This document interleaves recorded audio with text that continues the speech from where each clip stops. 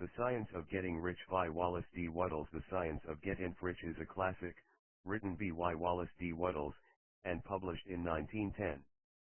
Wattles died in 1911 shortly after publishing this book. Forgotten for decades, it was recently rediscovered. The timeless principles in this classic will transform your financial future. A primary principle in the science of getting rich is to always find more in use value than you receive in cash value for your products or services. As Wattles states in his book, if you practice and apply the science, you will get rich. Courtesy of www.terryhansenenterprises.com 1 www.terryhansenenterprises.com Preface. This book is pragmatical, not philosophical, a practical manual, not a treatise upon theories. It is intended for the men and women whose most pressing need is for money, who wish to get rich first, and philosophize afterward. It is for those who have, so far, found neither the time, the means, nor the opportunity to go deeply into the study of metaphysics, but who want results and who are willing to take the conclusions of science as a basis for action, without going into all the processes by which those conclusions were reached. It is expected that the reader will take the fundamental statements upon faith, just as he would take statements concerning a law of electrical action if they were promulgated by a Marconi or an Edison, and, taking the statements upon faith, that he will prove their truth by acting upon them without fear or hesitation. Every man or woman who does this will certainly get rich, for the science herein applied is an exact science, and failure is impossible. For the benefit, however, of those who wish to investigate philosophical theories and so secure a logical basis for faith, I will here cite certain authorities.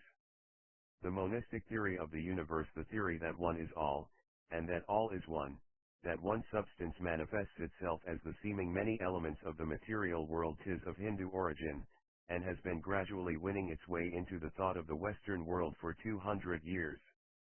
It is the foundation of all the Oriental philosophies, and of those of Descartes, Spinoza, Leibniz, Schopenhauer, Hegel, and Emerson. The reader who would dig to the philosophical foundations of this is advised to read Hegel and Emerson for himself. In writing this book I have sacrificed all other considerations to plainness and simplicity of style, so that all might understand. The plan of action laid down herein was deduced from the conclusions of philosophy. It has been thoroughly tested, and bears the supreme test of practical experiment. It works. If you wish to know how the conclusions were arrived at, read the writings of the authors mentioned above, and if you wish to reap the fruits of their philosophies in actual practice, read this book and do exactly as it tells you to do. The author 3 www.terryhansenenterprises.com Chapter 1, The Right to Be Rich. Whatever may be said in praise of poverty, the fact remains that it is not possible to live a really complete or successful life unless one is rich. No man can rise to his greatest possible height in talent or soul development unless he has plenty of money, for to unfold the soul and to develop talent he must have many things to use, and he cannot have these things unless he has money to buy them with. A man develops in mind, soul, and body by making use of things, and society is so organized that man must have money in order to become the possessor of things. Therefore, the basis of all advancement for man must be the science of getting rich. The object of all life is development, and everything that lives has an inalienable right to all the development it is capable of attaining. Man's right to life means his right to have the free and unrestricted use of all the things which may be necessary to his fullest mental, spiritual, and physical unfoldment, or, in other words, his right to be rich. In this book, I shall not speak of riches in a figurative way. To be really rich does not mean to be satisfied or contented with a little. No man ought to be satisfied with a little if he is capable of using and enjoying more. The purpose of nature is the advancement and unfoldment of life, and every man should have all that can contribute to the power, elegance, beauty, and richness of life. To be content with less is sinful. The man who owns all he wants for the living of all the life he is capable of living is rich, and no man who has not plenty of money can have all he wants. Life has advanced so far, and become so complex, that even the most ordinary man or woman requires a great amount of wealth in order to live in a manner that even approaches completeness. Every person naturally wants to become all that they are capable of becoming. This desire to realize innate possibilities is inherent in human nature. We cannot help wanting to be all that we can be. Success in life is becoming what you want to be. You can become what you want to be only by making use of things, and you can have the free use of things only as you become rich enough to buy them. To understand the science of getting rich is therefore the most essential of all knowledge. There is nothing wrong in wanting to get rich. The desire for riches is really the desire for a richer, fuller, and more abundant life, and that desire is praiseworthy. The man who does not desire to live more abundantly is abnormal, and so the man who does not desire to have money enough to buy all he wants is abnormal. There are three motives for which we live. We live for the body, we live for the mind, we live for the soul. No one of these is better or holier than the other, all are alike desirable, and no one of the three, body, mind, or soul, can live fully if either of the others is cut short of full life and expression.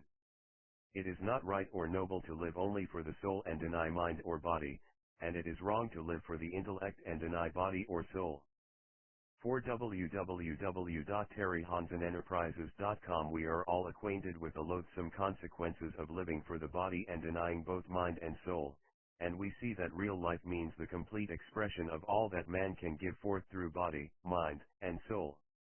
Whatever he can say, no man can be really happy or satisfied unless his body is living fully in every function, and unless the same is true of his mind and his soul.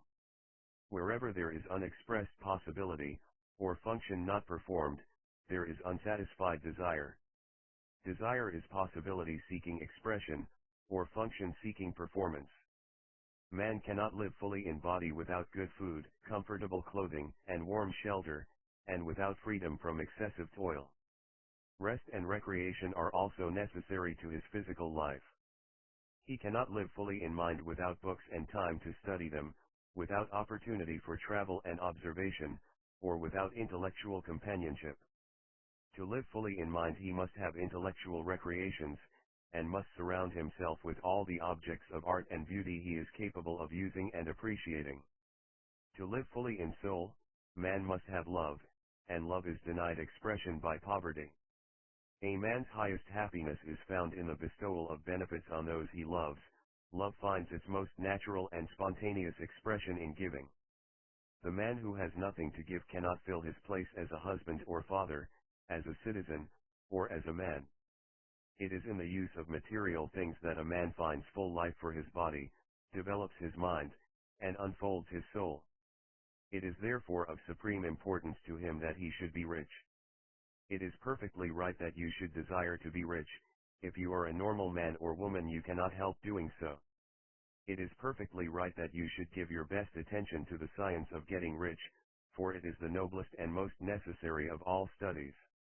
If you neglect this study, you are derelict in your duty to yourself, to God and humanity, for you can render to God and humanity no greater service than to make the most of yourself. 5. www.terryhansenenterprises.com Chapter 2. There is a science of getting rich. There is a science of getting rich, and it is an exact science, like algebra or arithmetic. There are certain laws that govern the process of acquiring riches. Once these laws are learned and obeyed by any man, he will get rich with mathematical certainty. The ownership of money and property comes as a result of doing things in a certain way. Those who do things in this certain way, whether on purpose or accidentally, get rich, while those who do not do things in this certain way, no matter how hard they work or how able they are, remain poor. It is a natural law that like causes always produce like effects, and, therefore, any man or woman who learns to do things in this certain way will infallibly get rich. That the above statement is true is shown by the following facts. Getting rich is not a matter of environment, for, if it were, all the people in certain neighborhoods would become wealthy, the people of one city would all be rich, while those of other towns would all be poor, or the inhabitants of one state would roll in wealth, while those of an adjoining state would be in poverty. But everywhere we see rich and poor living side by side, in the same environment, and often engaged in the same vocations. When two men are in the same locality, and in the same business, and one gets rich while the other remains poor, it shows that getting rich is not, primarily, a matter of environment. Some environments may be more favorable than others, but when two men in the same business are in the same neighborhood, and one gets rich while the other fails, it indicates that getting rich is the result of doing things in a certain way. And further, the ability to do things in this certain way is not due solely to the possession of talent, for many people who have great talent remain poor, while others who have very little talent get rich. Studying the people who have got rich, we find that they are an average lot in all respects, having no greater talents and abilities than other men. It is evident that they do not get rich because they possess talents and abilities that other men have not, but because they happen to do things in a certain way. Getting rich is not the result of saving, or thrift. Many very penurious people are poor, while free spenders often get rich. Nor is getting rich due to doing things which others fail to do, for two men in the same business often do almost exactly the same things, and one gets rich while the other remains poor or becomes bankrupt. From all these things, we must come to the conclusion that getting rich is the result of doing things in a certain way. 6. www.terryhansenenterprises.com. If getting rich is the result of doing things in a certain way, and if like causes always produce like effects, then any man or woman who can do things in that way can become rich, and the whole matter is brought within the domain of exact science. The question arises here, whether this certain way may not be so difficult that only a few may follow it. This cannot be true, as we have seen, so far as natural ability is concerned. Talented people get rich, and blockheads get rich, intellectually brilliant people get rich, and very stupid people get rich, physically strong people get rich, and weak and sickly people get rich. Some degree of ability to think and understand is, of course, essential, but in so far natural ability is concerned, any man or woman who has sense enough to read and understand these words can certainly get rich. Also, we have seen that it is not a matter of environment. Location counts for something. One would not go to the heart of the Sahara and expect to do successful business. Getting rich involves the necessity of dealing with men, and of being where there are people to deal with, and if these people are inclined to deal in the way you want to deal, so much the better. But that is about as far as environment goes. If anybody else in your town can get rich, so can you, and if anybody else in your state can get rich, so can you. Again, it is not a matter of choosing some particular business or profession.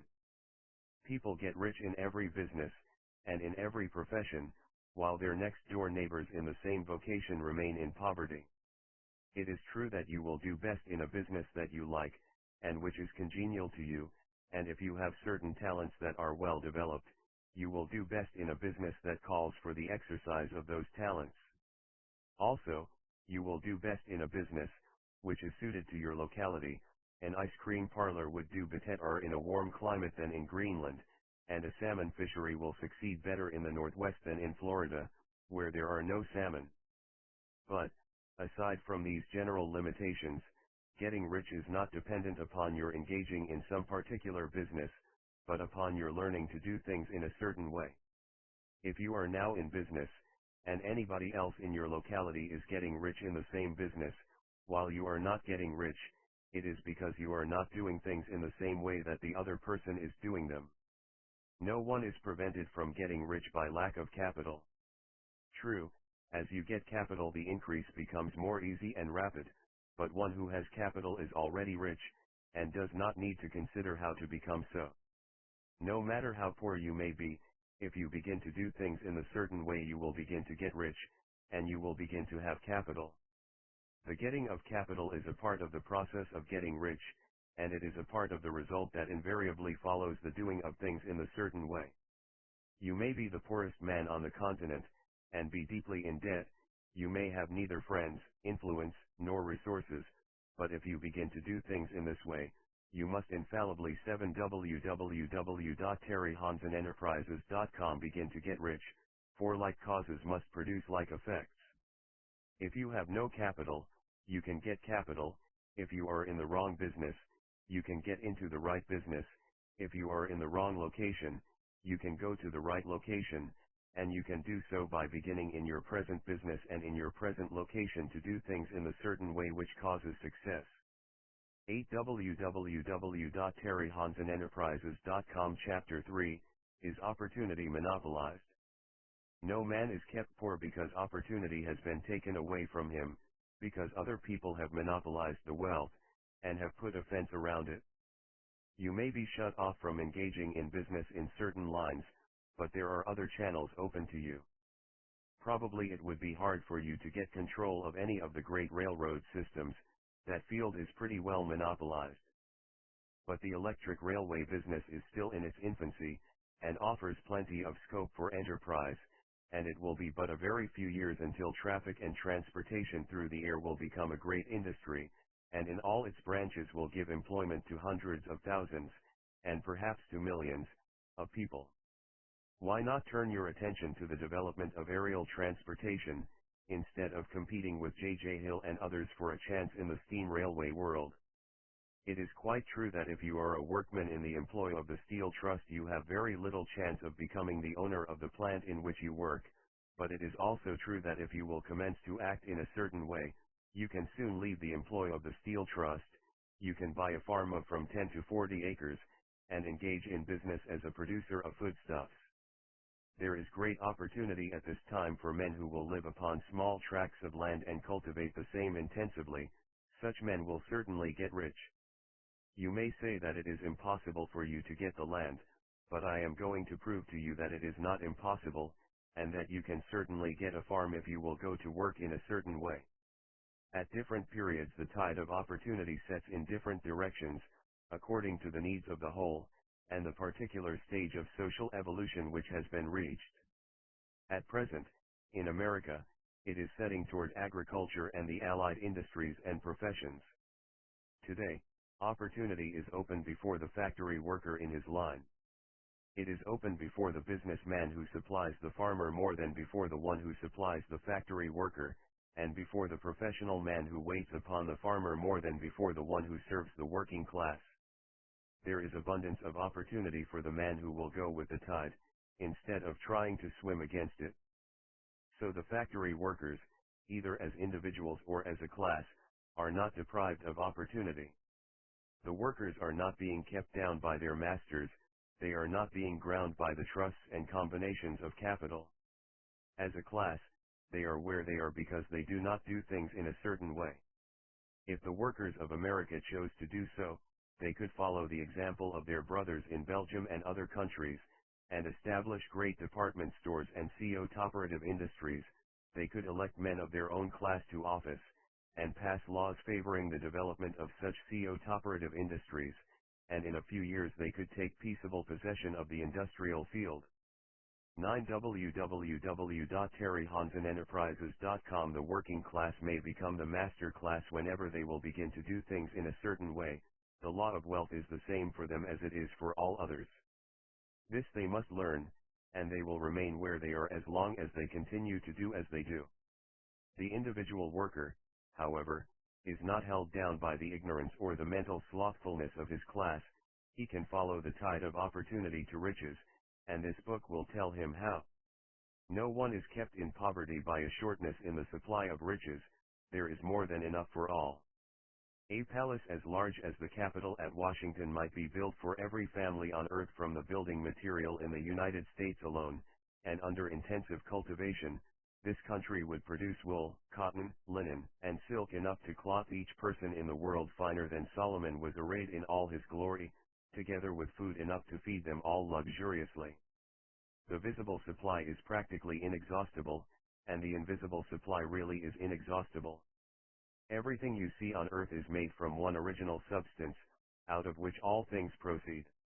New forms are constantly being made, and older ones are dissolving, but all are shapes assumed by one thing. There is no limit to the supply of formless stuff, or original substance. The universe is made out of it, but it was not all used in making the universe. The spaces in, through, and between the forms of the visible universe are permeated and filled with the original substance, with the formless stuff, with the raw material of all things. 10,000 times as much as has been made might still be made, and even then we should not have exhausted the supply of universal raw material. No man, therefore, is poor because nature is poor, or because there is not enough to go around. Nature is an inexhaustible storehouse of riches, the supply will never run short. Original substance is alive with creative energy, and is constantly producing more forms. When the supply of building material is exhausted, more will be produced. When the soil is exhausted so that foodstuffs and materials for clothing will no longer grow upon it, it will be renewed or more soil will be made. When all the gold and silver has been dug from the earth, if man is still in such a stage of social development that he needs gold and silver, more will produce from the formless. The formless stuff responds to the needs of man, it will not let him be without any good thing. This is true of man collectively, the race as a whole is always abundantly rich, and if individuals are poor, it is because they do not follow the certain way of doing things which makes the individual man rich. The formless stuff is intelligent, it is stuff which thinks. It is alive, and is always impelled toward more life. It is the natural and inherent impulse of life to seek to live more, it is the nature of intelligence to enlarge itself, and of consciousness to seek to extend its boundaries and find fuller expression. The universe of forms has been made by formless living substance, throwing itself into form in order to express itself more fully.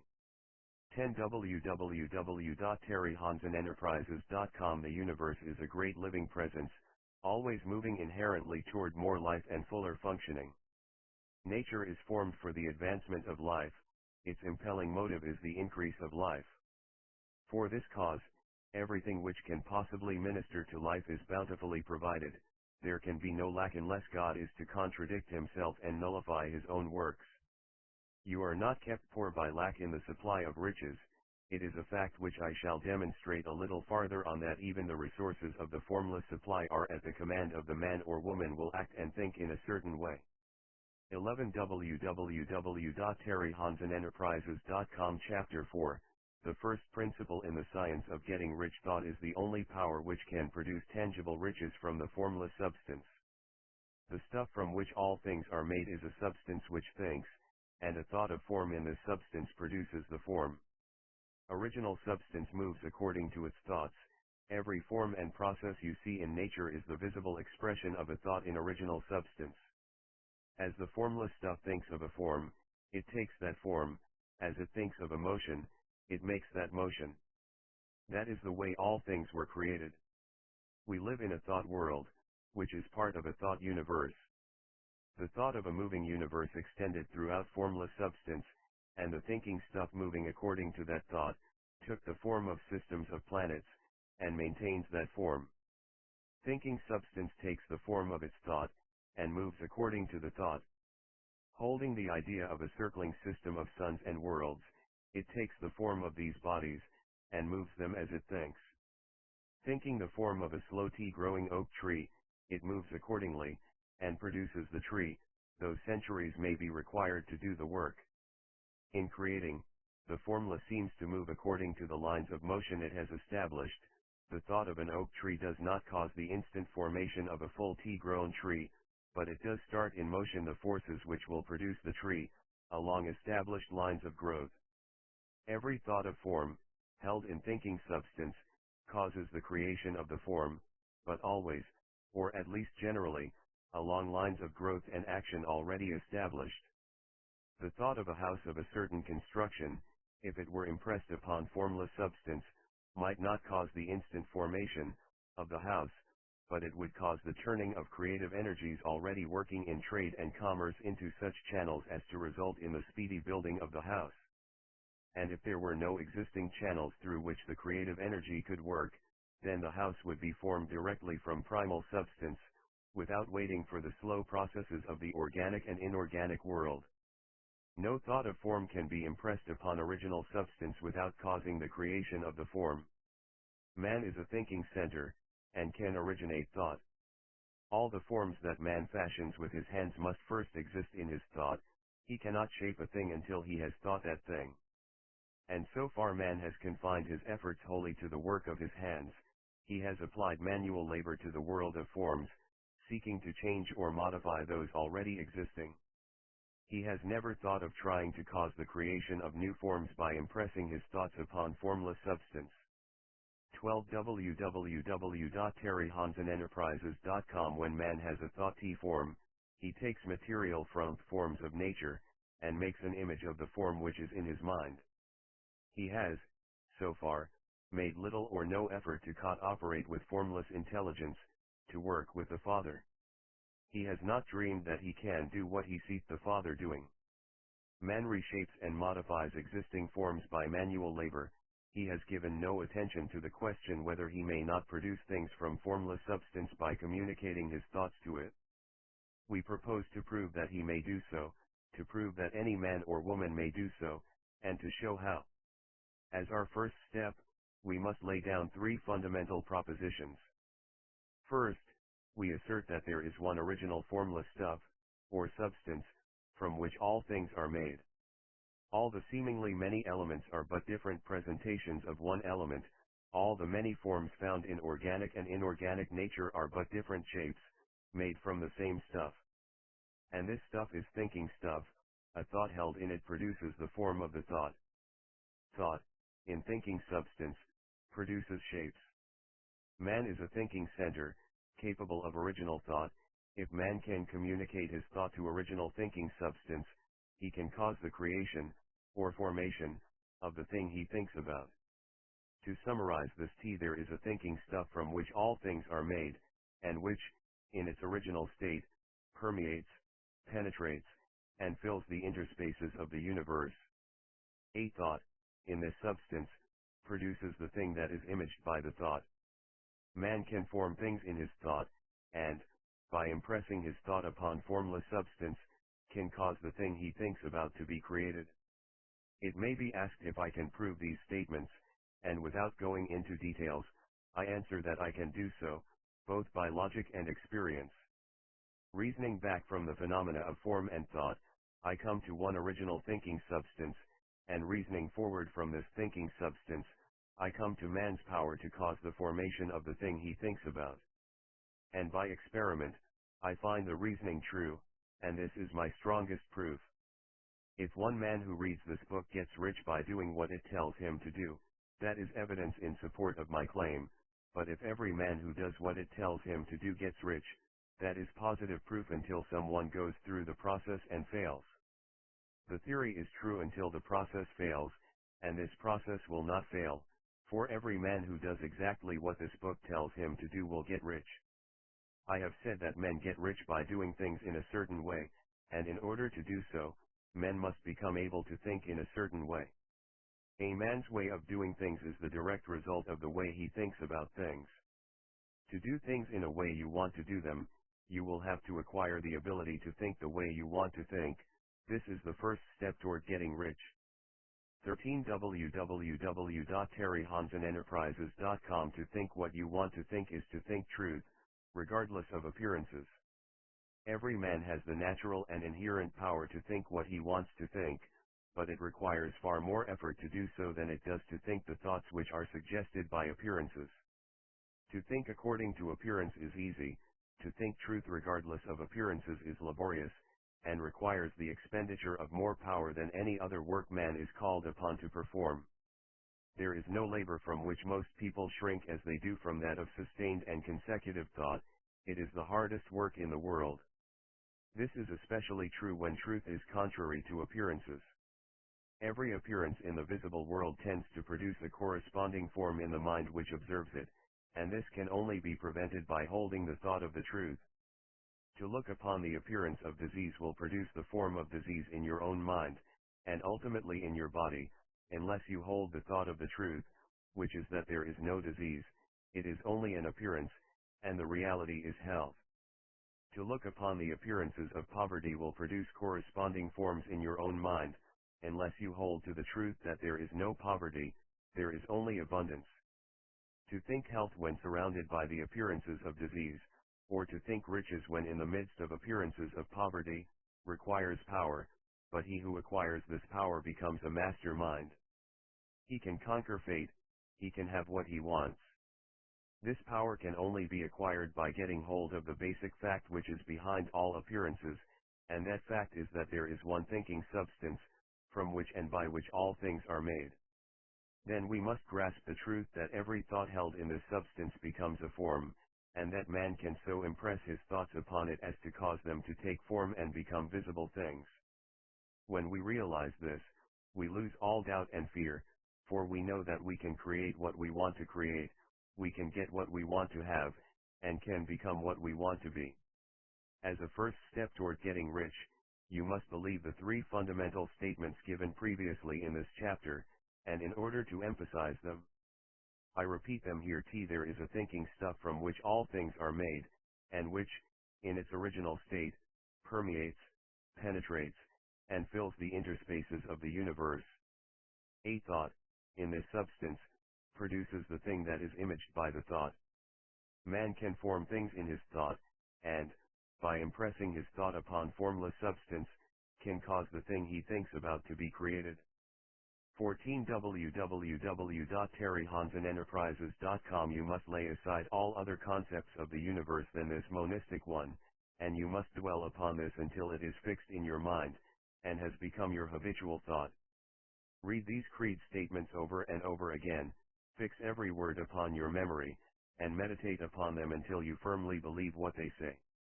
If a doubt comes to you, cast it aside as a sin.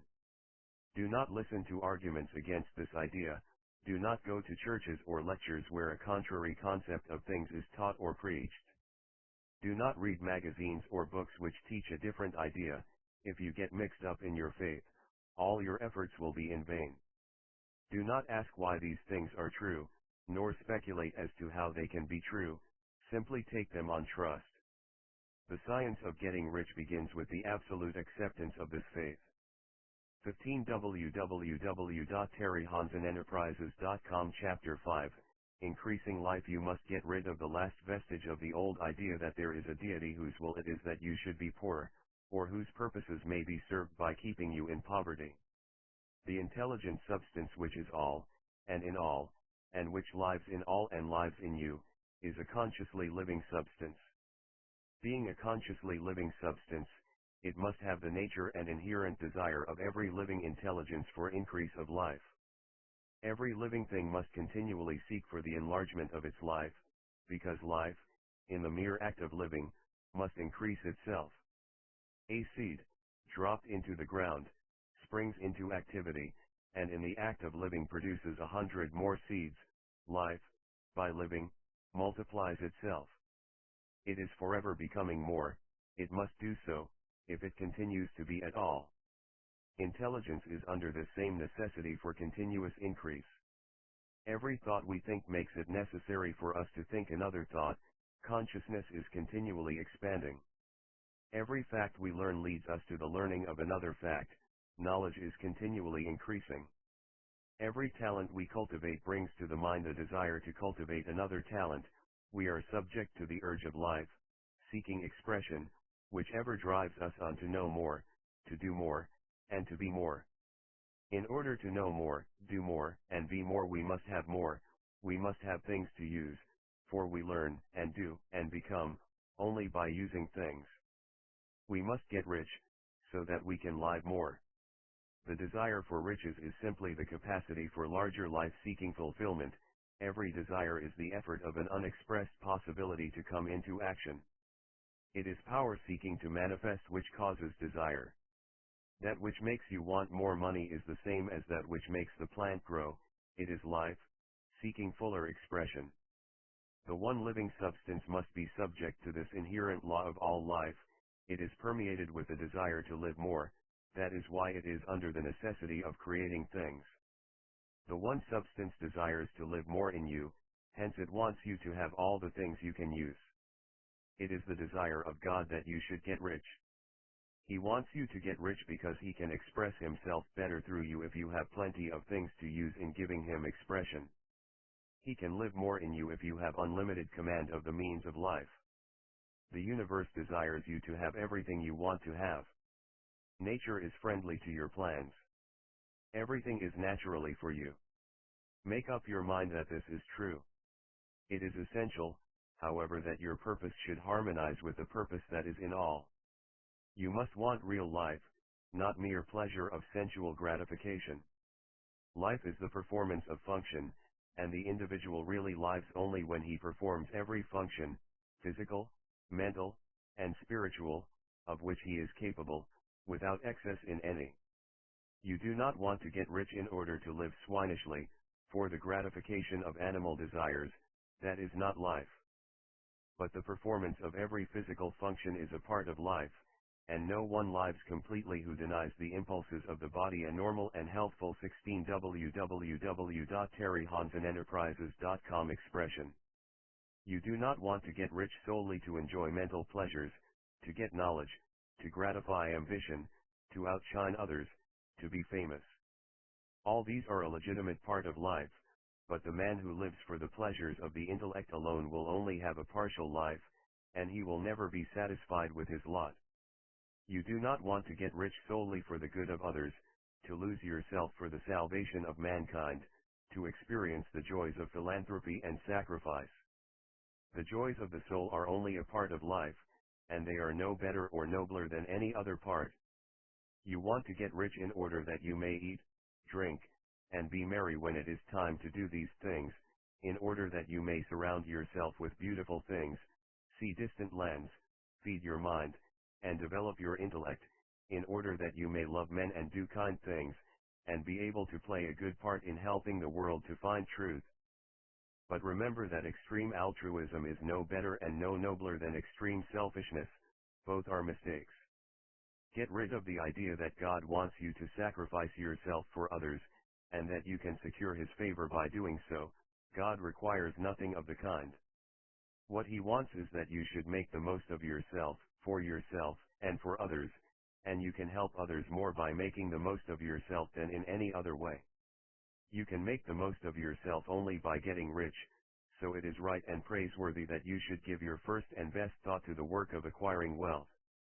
Remember, however, that the desire of substance is for all, and its movements must be for more life to all.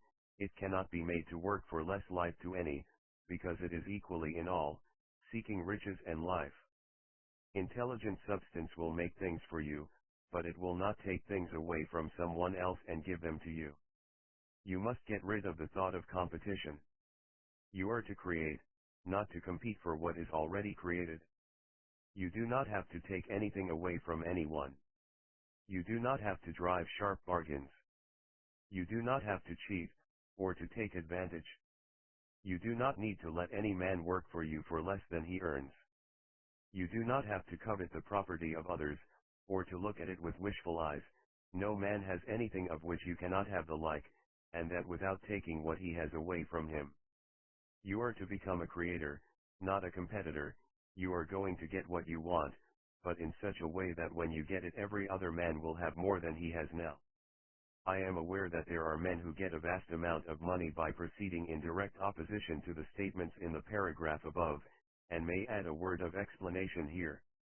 Men of the plutocratic type, who become very rich, do so sometimes purely by their 17 www.terryhansenenterprises.com extraordinary ability on the plane of competition, and sometimes they unconsciously relate themselves to substance in its great purposes and movements for the general racial upbuilding through industrial evolution. Rockefeller, Carnegie, Morgan, et.al. have been the unconscious agents of the supreme in the necessary work of systematizing and organizing productive industry, and in the end, their work will contribute immensely toward increased life for all. Their day is nearly over. They have organized production, and will soon be succeeded by the agents of the multitude, who will organize the machinery of distribution. The multimillionaires are like the monster reptiles of the prehistoric eras. They play a necessary part in the evolutionary process, but the same power which produced them will dispose of them. And it is well to bear in mind that they have never been really rich. A record of the private lives of most of this class will show that they have really been the most abject and wretched of the poor. Riches secured on the competitive plane are never satisfactory and permanent.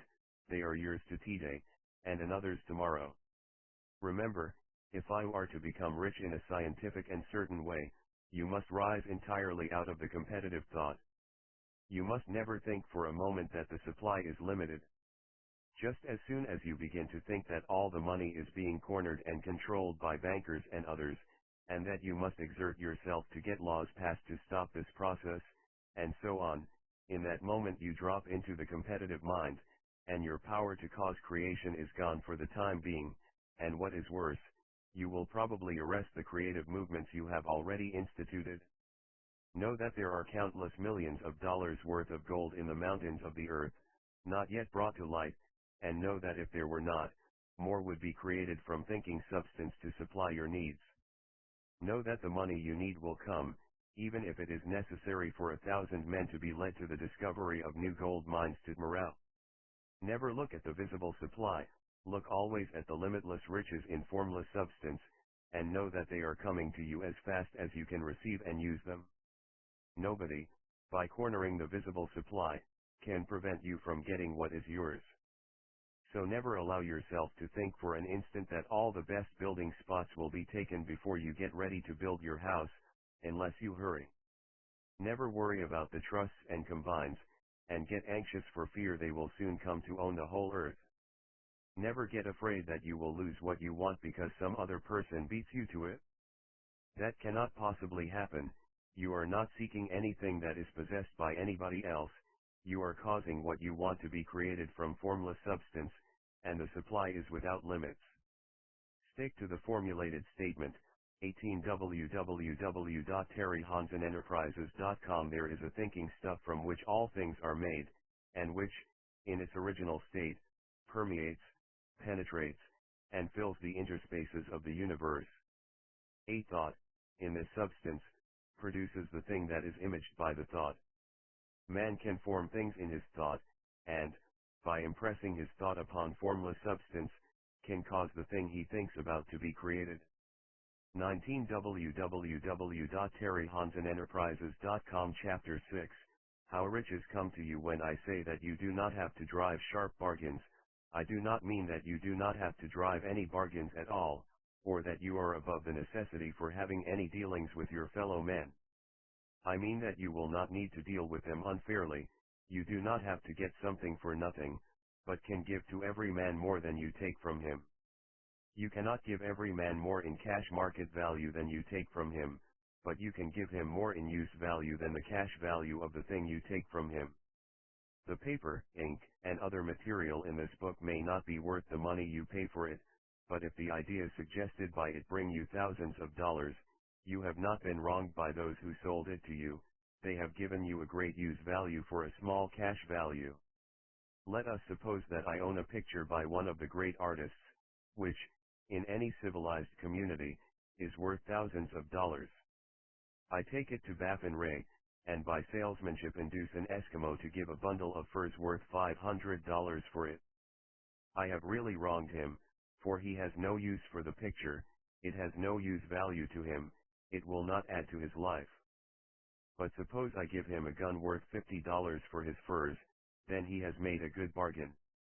He has use for the gun, it will get him many more furs and much food, it will add to his life in every way, it will make him rich.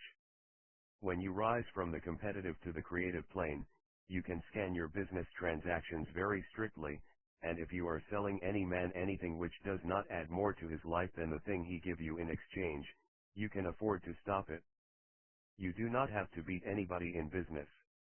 And if you are in a business which does beat people, get out of it at once. Give every man more in use value than you take from him in cash value, then you are adding to the life of the world by every business transaction. If you have people working for you, you must take from them more in cash value than you pay them in wages, but you can so organize your business that it will be filled with the principle of advancement, and so that each employee who wishes to do so may advance a little every day. You can make your business do for your employees what this book is doing for you. You can so conduct your business that it will be a sort of ladder, by which every employee who will take the trouble may climb to riches himself, and given the opportunity, if he will not do so it is not your fault. And finally, because you are to cause the creation of your riches from formless substance which permeates all your environment, it does not follow that they are to take shape from the atmosphere and come into being before your eyes. 20 www.terryhansenenterprises.com. If you want a sewing machine, for instance, I do not mean to tell you that you are to impress the thought of a sewing machine on thinking substance until the machine is formed without hands, in the room where you sit, or elsewhere. But if you want a sewing machine, hold the mental image of it with the most positive certainty that it is being made, or is on its way to you. After once forming the thought, have the most absolute and unquestioning faith that the sewing machine is coming. Never think of it, or speak of it, in any other way than as being sure to arrive. Claim it as already yours.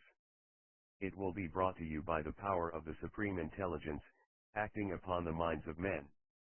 If you live in Maine, it may be that a man will be brought from Texas or Japan to engage in some transaction which will result in your getting what you want. If so, the whole matter will be as much to that man's advantage as it is to yours. Do not forget for a moment that the thinking substance is through all, in all, communicating with all, and can influence all. The desire of thinking substance for fuller life and better living has caused the creation of all the sewing machines already made, and it can cause the creation of millions more, and will, whenever men set it in motion by desire and faith, and by acting in a certain way. You can certainly have a sewing machine in your house, and it is just as certain that you can have any other thing or things which you want, and which you will use for the advancement of your own life and the lives of others. You need not hesitate about asking largely. It is your Father's pleasure to give you the kingdom, said Jesus. Original substance wants to live all that is possible in you, and wants you to have all that you can or will use for the living of the most abundant life. If you fix upon your consciousness the fact that the desire you feel for the possession of riches is one with the desire of omnipotence for more complete expression, your faith becomes invincible. Once I saw a little boy sitting at a piano, and vainly trying to bring harmony out of the keys, and I saw that he was grieved and provoked by his inability to play real music. I asked him the cause of his vexation, and he answered, I can feel the music in me, but I can't make my hands go right.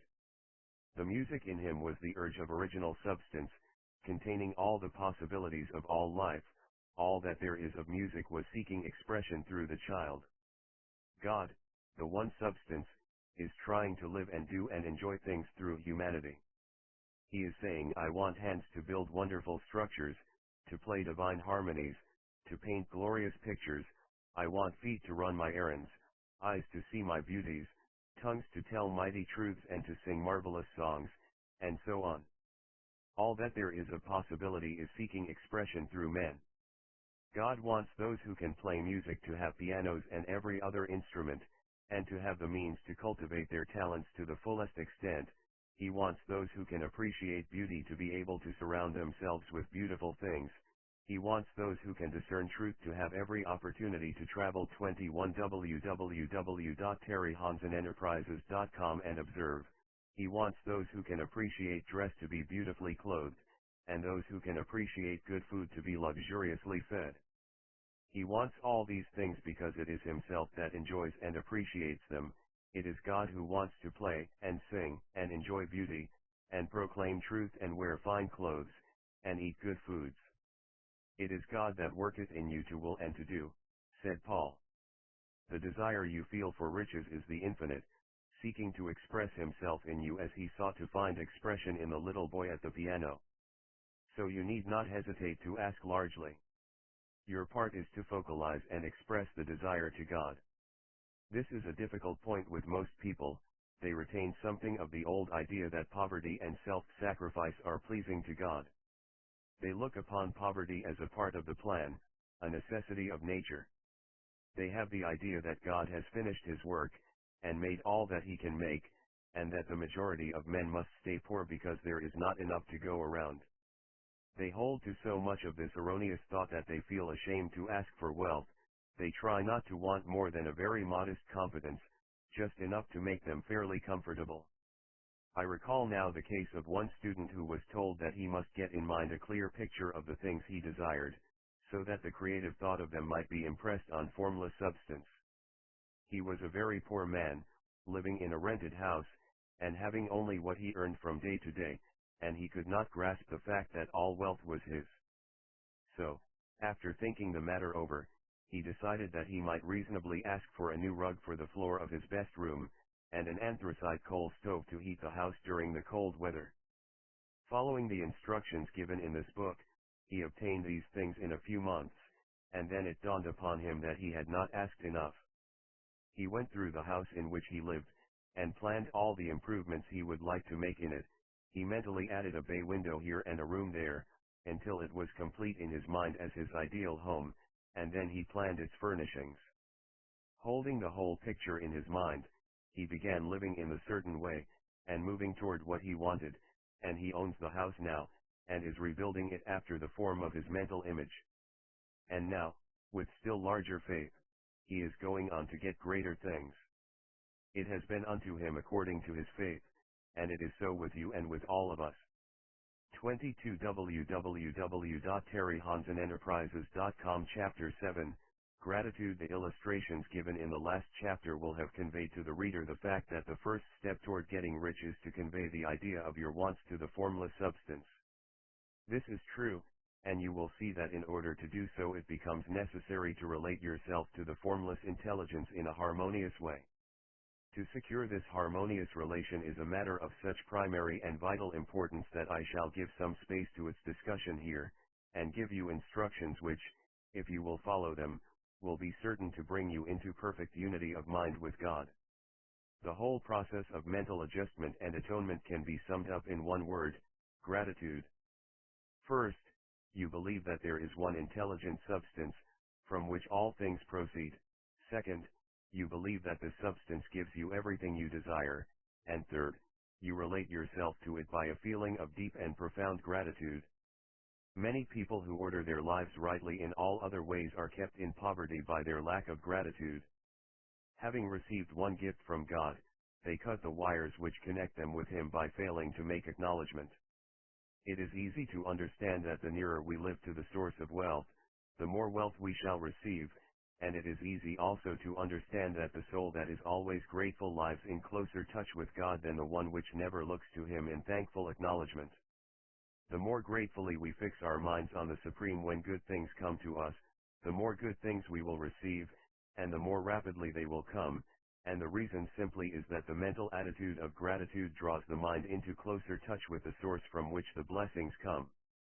If it is a new thought to you that gratitude brings your whole mind into closer harmony with the creative energies of the universe, consider it well, and you will see that it is true. The good things you already have come to you along the line of obedience to certain laws. Gratitude will lead your mind out along the ways by which things come, and it will keep you in close harmony with creative thought and prevent you from falling into competitive thought. Gratitude alone can keep you looking toward the all, and prevent you from falling into the error of thinking of the supply as limited, and to do that would be fatal to your hopes. There is a law of gratitude, and it is absolutely necessary that you should observe the law, if you are to get the results you seek. 23 www.terryhansenenterprises.com The law of gratitude is the natural principle that action and reaction are always equal, and in opposite directions. The grateful outreaching of your mind in thankful praise to the Supreme is a liberation or expenditure of force. It cannot fail to reach that to which it addressed, and the reaction is an instantaneous movement towards you. Draw nigh unto God, and He will draw nigh unto you. That is a statement of psychological truth. And if your gratitude is strong and constant, the reaction in formless substance will be strong and continuous. The movement of the things you want will be always toward you. Notice the grateful attitude that Jesus took, how He always seems to be saying, I thank Thee, Father, that Thou hearest me. You cannot exercise much power without gratitude, for it is gratitude that keeps you connected with power. But the value of gratitude does not consist solely in getting you more blessings in the future. Without gratitude you cannot long keep from dissatisfied thought regarding things as they are. The moment you permit your mind to dwell with dissatisfaction upon things as they are, you begin to lose ground. You fix attention upon the common, the ordinary, the poor, and the squalid and mean, and your mind takes the form of these things.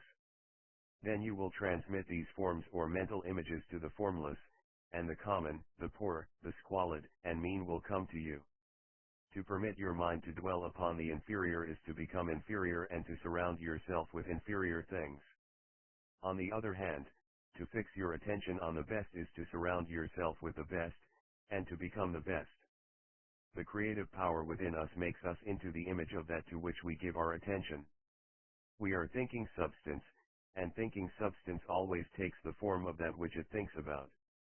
The grateful mind is constantly fixed upon the best, therefore it tends to become the best, it takes the form or character of the best, and will receive the best. Also, faith is born of gratitude. The grateful mind continually expects good things, and expectation becomes faith. The reaction of gratitude upon one's own mind produces faith, and every outgoing wave of grateful thanksgiving increases faith. He who has no feeling of gratitude cannot long retain a living faith, and without a living faith you cannot get rich by the creative method, as we shall see in the following chapters. It is necessary, then, to cultivate the habit of being grateful for every good thing that comes to you, and to give thanks continuously. And because all things have contributed to your advancement, you should include all things in your gratitude. 24 www.terryhansenenterprises.com. Do not waste time thinking or talking about the shortcomings or wrong actions of plutocrats or trust magnates. Their organization of the world has made your opportunity, all you get really comes to you because of them.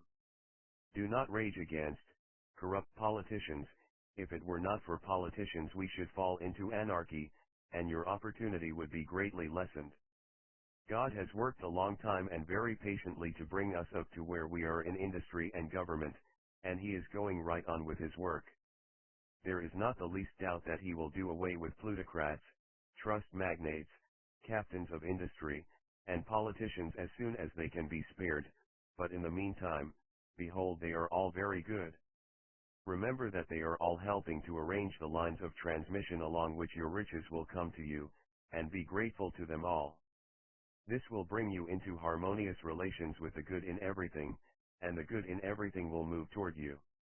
25 www.terryhansenenterprises.com. Chapter 8, Thinking in the Certain Way. Turn back to Chapter 6 and read again the story of the man who formed a mental image of his house, and you will get a fair idea of the initial step toward getting rich. You must form a clear and definite mental picture of what you want. You cannot transmit an idea unless you have it yourself. You must have it before you can give it, and many people fail to impress thinking substance because they have themselves only a vague and misty concept of the things they want to do, to have, or to become. It is not enough that you should have a general desire for wealth to do good with. Everybody has that desire.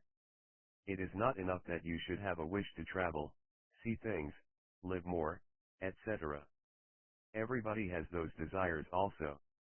If you were going to send a wireless message to a friend, you would not send the letters of the alphabet in their order, and let him construct the message for himself, nor would you take words at random from the dictionary. You would send a coherent sentence, one which meant something. When you try to impress your wants upon substance, remember that it must be done by a coherent statement. You must know what you want, and be definite. You can never get rich, or start the creative power into action, by sending out unformed longings and vague desires. Go over your desires just as the man I have described went over his house, see just what you want, and get a clear mental picture of it as you wish it to look when you get it. That clear mental picture you must have continually in mind, as the sailor has in mind the port toward which he is sailing the ship. You must keep your face toward it all the time. You must no more lose sight of it than the steersman loses sight of the compass.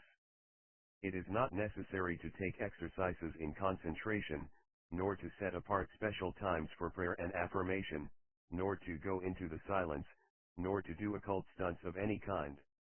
Their things are well enough, but all you need is to know what you want, and to want it badly enough so that it will stay in your thoughts. Spend as much of your leisure time as you can in contemplating your picture, but no one needs to take exercises to concentrate his mind on a thing which he really wants.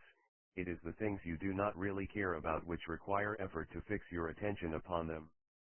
And unless you really want to get rich, so that the desire is strong enough to hold your thoughts directed to the purpose as the magnetic pole holds the needle of the compass, it will hardly be worthwhile for you to try to carry out the instructions given in this book. The methods herein set forth are for people whose desire for riches is strong enough to overcome mental laziness and the love of ease, and make them work.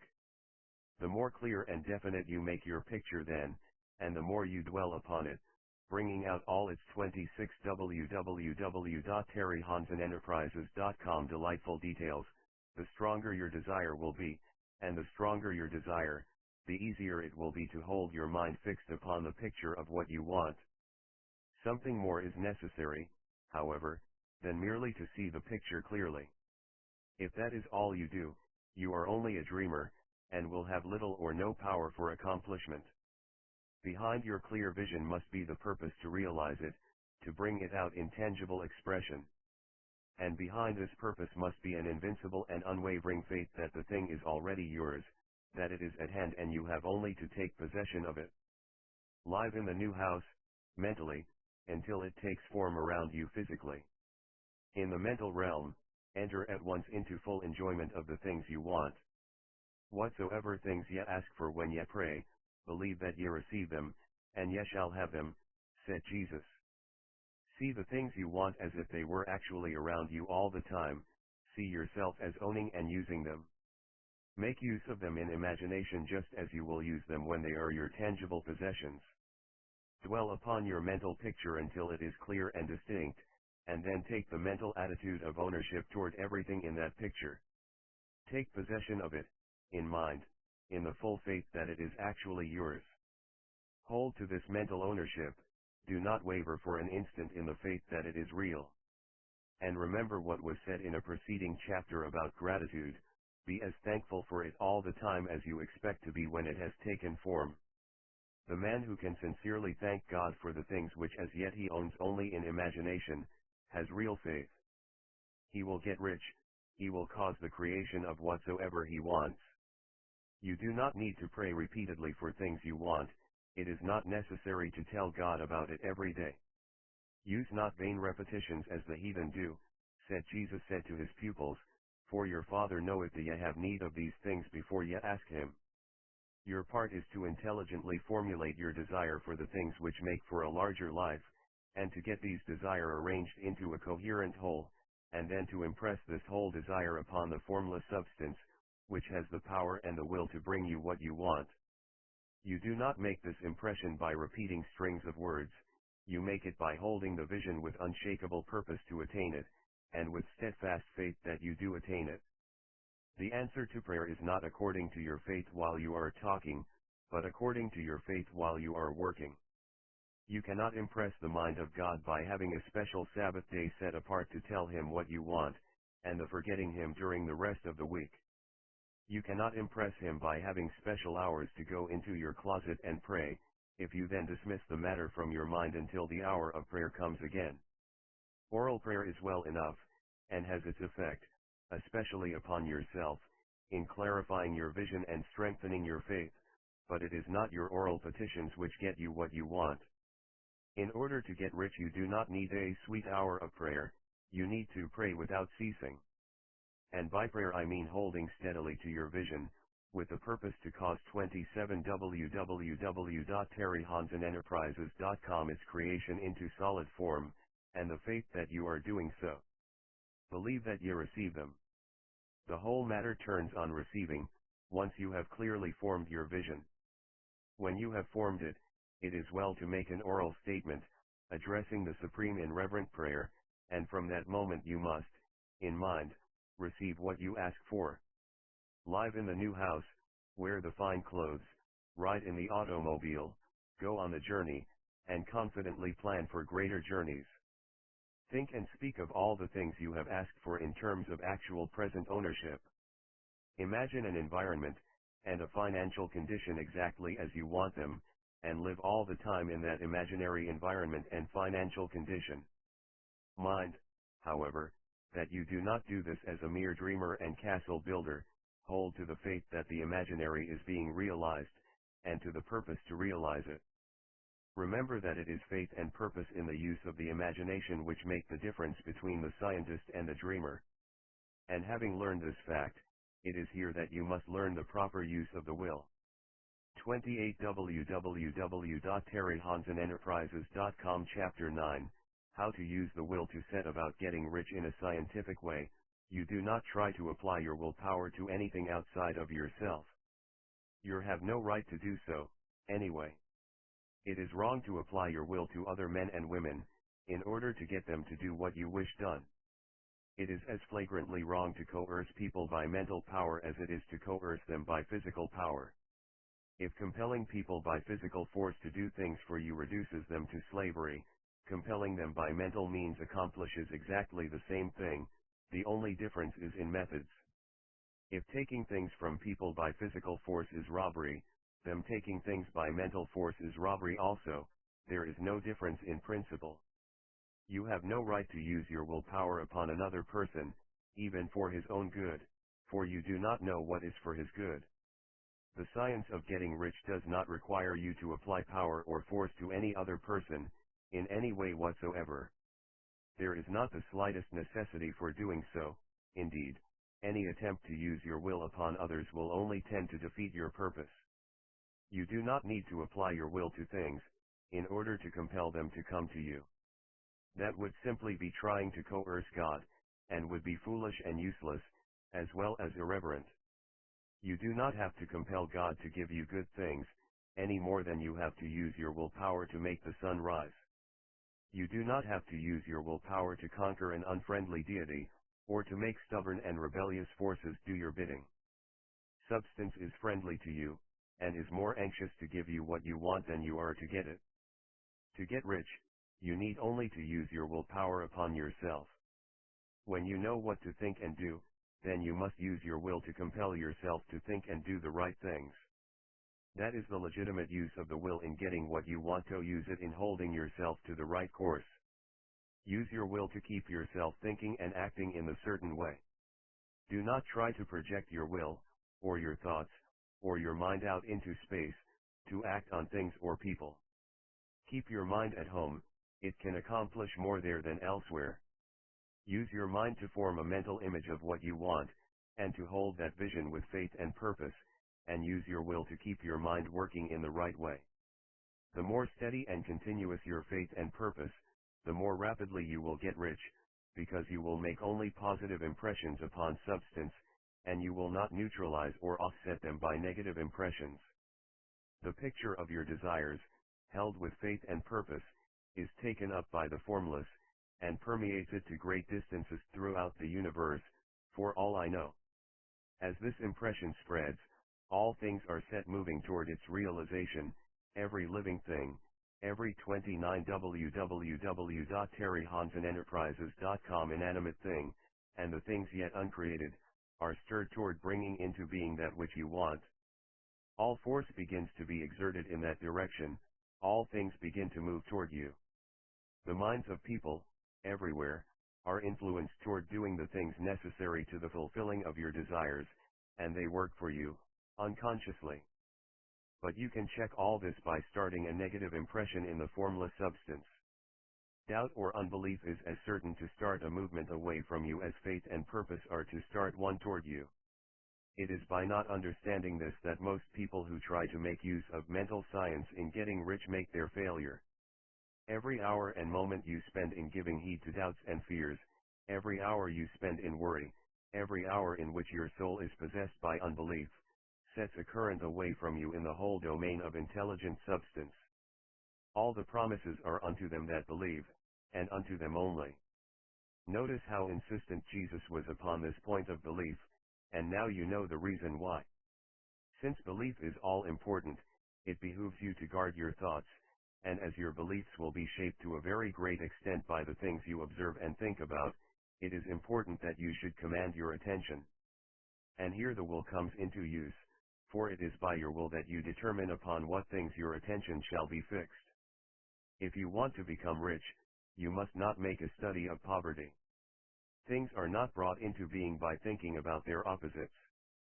Health is never to be attained by studying disease and thinking about disease. Righteousness is not to be promoted by studying sin and thinking about sin, and no one ever got rich by studying poverty and thinking about poverty.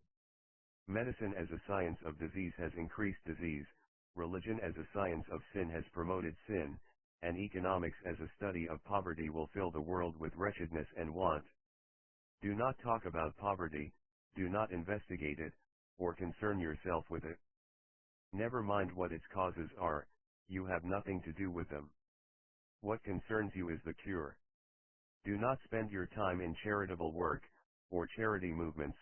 All charity only tends to perpetuate the wretchedness it aims to eradicate. I do not say that you should be hard-hearted or unkind, and refuse to hear the cry of need, but you must not try to eradicate poverty in any of the conventional ways. Put poverty behind you, and put all that pertains to it behind you, and make good. Get rich, that is the best way you can help the poor. And you cannot hold the mental image which is to make you rich if you fill your mind with pictures of poverty. Do not read books or papers which give circumstantial accounts of the wretchedness of the tenement dwellers, of the horrors of child labor, and so on. Do not read anything which fills your mind with gloomy images of want and suffering. 30 www.terryhansenenterprises.com. You cannot help the poor in the least by knowing about these things, and the widespread knowledge of them does not tend at all to do away with poverty. What tends to do away with poverty is not the getting of pictures of poverty into your mind, but getting pictures of wealth into the minds of the poor. You are not deserting the poor in their misery when you refuse to allow your mind to be filled with pictures of that misery. Poverty can be done away with, not by increasing the number of well-to-do people who think about poverty, but by increasing the number of poor people who purpose with faith to get rich. The poor do not need charity, they need inspiration. Charity only sends them a loaf of bread to keep them alive in their wretchedness, or gives them an entertainment to make them forget for an hour or two, but inspiration will cause them to rise out of their misery. If you want to help the poor, demonstrate to them that they can become rich, prove it by getting rich yourself. The only way in which poverty will ever be banished from this world is by getting a large and constantly increasing number of people to practice the teachings of this book. People must be taught to become rich by creation, not by competition. Every man who becomes rich by competition throws down behind him the ladder by which he rises, and keeps others down, but every man who gets rich by creation opens a way for thousands to follow him, and inspires them to do so. You are not showing hardness of heart or an unfeeling disposition when you refuse to pity poverty, see poverty, read about poverty, or think or talk about it, or to listen to those who do talk about it. Use your willpower to keep your mind off the subject of poverty, and to keep it fixed with faith and purpose on the vision of what you want. 31 www.terryhansenenterprises.com Chapter 10 Further use of the will. You cannot retain a true and clear vision of wealth if you are constantly turning your attention to opposing pictures, whether they be external or imaginary. Do not tell of your past troubles of a financial nature, if you have had them. Do not think of them at all. Do no tell of the poverty of your parents, or the hardships of your early life. To do any of these things is to mentally class yourself with the poor for the time being, and it will certainly check the movement of things in your direction. Let the dead bury their dead, as Jesus said. Put poverty and all things that pertain to poverty completely behind you. You have accepted a certain theory of the universe as being correct, and are resting all your hopes of happiness on its being correct, and what can you gain by giving heed to conflicting theories? Do not read religious books which tell you that the world is soon coming to an end, and do not read the writing of mucktrackers and pessimistic philosophers who tell you that it is going to the devil. The world is not going to the devil, it is going to God. It is wonderful becoming. True, there may be a good many things in existing conditions which are disagreeable, but what is the use of studying them when they are certainly passing away, and when the study of them only tends to check their passing and keep them with us? Why give time and attention to things which are being removed by evolutionary growth, when you can hasten their removal only by promoting the evolutionary growth as far as your part of it goes. No matter how horrible in seeming may be the conditions in certain countries, sections, or places, you waste your time and destroy your own chances by considering them. You should interest yourself in the world as becoming rich. Think of the riches the world is coming into, instead of the poverty it is growing out of, and bear in mind that the only way in which you can assist the world in growing rich is by growing rich yourself through the creative method, not the competitive one. Give your attention wholly to riches, ignore poverty. Whenever you think or speak of those who are poor, think and speak of them as those who are becoming rich, those who are to be congratulated rather than pitied. Then they and others will catch the inspiration, and begin to search for the way out. Because I say that you are to give your whole time and mind and thought to riches, it does not follow that you are to be sordid or mean. 32 www.terryhansenenterprises.com. To become really rich is the noblest aim you can have in life, for it includes everything else. On the competitive plane, the struggle to get rich is a godless scramble for power over other men, but when we come into the creative mind, all this is changed.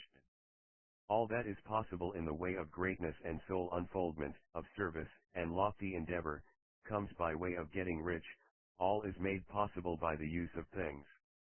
If you lack for physical health, you will find that the attainment of it is conditional on your getting rich. Only those who are emancipated from financial worry, and who have the means to live a carrot-free existence and follow hygienic practices can have and retain health. Moral and spiritual greatness is possible only to those who are above the competitive battle for existence, and only those who are becoming rich on the plane of creative thought are free from the degrading influences of competition. If your heart is set on domestic happiness, remember that love flourishes best where there is refinement, a high level of thought, and freedom from corrupting influences, and these are to be found only where riches are attained by the exercise of creative thought, without strife or rivalry. You can aim at nothing so great or noble, I repeat, as to become rich, and you must fix your attention upon your mental picture of riches, to the exclusion of all that may tend to dim or obscure the vision. You must learn to see the underlying truth in all things. You must see beneath all seemingly wrong conditions the great one, life ever moving forward toward fuller expression and more complete happiness. It is the truth that there is no such thing as poverty, that there is only wealth. Some people remain in poverty because they are ignorant of the fact that there is wealth for them, and these can best be taught by showing them the way to affluence in your own person and practice. Others are poor because, while they feel that there is a way out, they are too intellectually indolent to put forth the mental effort necessary to find that way and by travel it, and for these the very best thing you can do is to arouse their desire by showing them the happiness that comes from being rightly rich. Others still are poor because, while they have some notion of science, they have become so swamped and lost in the maze of metaphysical and occult theories that they do not know which road to take. They try a mixture of many systems and fail in all. For these, again, the very best thing to do is to show the right way in your own person and practice. An ounce of doing things is worth a pound of theorizing. The very best thing you can do for the whole world is to make the most of yourself. You can serve God and man in no more effective way than by getting rich, that is, if you get rich by the creative method and not by the competitive one. Another thing. We assert 33 www.terryhansenenterprises.com that this book gives in detail the principles of the science of getting rich, and if that is true, you do not need to read any other book upon the subject. This may sound narrow and egotistical, but consider, there is no more scientific method of computation in mathematics than by addition, subtraction, multiplication, and division. No other method is possible. There can be but one shortest distance between 2 points. There is only one way to think scientifically, and that is to think in the way that leads by the most direct and simple route to the goal. No man has yet formulated a briefer or less complex system than the one set forth herein. It has been stripped of all non-essentials. When you commence on this, lay all others aside, put them out of your mind altogether. Read this book every day, keep it with you, commit it to memory, and do not think about other systems and theories. If you do, you will begin to have doubts, and to be uncertain and wavering in your thought, and then you will begin to make failures. After you have made good and become rich, you may study other systems as much as you please, but until you are quite sure that you have gained what you want, do not read anything on this line but this book, unless it be the authors mentioned in the preface. And read only the most optimistic comments on the world's news, those in harmony with your picture. Also, postpone your investigations into the occult. Do not dabble in theosophy, spiritualism, or kindred studies. It is very likely that the dead still live, and are near, but if they are, let them alone, mind your own business. Wherever the spirits of the dead may be, they have their own work to do, and their own problems to solve, and we have no right to interfere with them. We cannot help them, and it is very doubtful whether they can help us, or whether we have any right to trespass upon their time if they can. Let the dead and the hereafter alone, and solve your own problem, get rich. If you begin to mix with the occult, you will start mental cross-currents which will surely bring your hopes to shipwreck. Now, this and the preceding chapters have brought us to the following statement of basic facts. There is a thinking stuff from which all things are made, and which, in its original state, permeates, penetrates, and fills the interspaces of the universe. A thought, in this substance, produces the thing that is imaged by the thought. Man can form things in his thought, and, by impressing his thought upon formless substance, can cause the thing he thinks about to be created. In order to do this, man must pass from the competitive to the creative mind. He must form a clear mental picture of the things he wants, and hold this picture in his thoughts with a fixed purpose to get what he wants, and the unwavering faith that he does get what he wants, closing his mind against all that may tend to shake his purpose, dim his vision, or quench his faith. And in addition to all this, we shall now see that he must live and act in a certain way.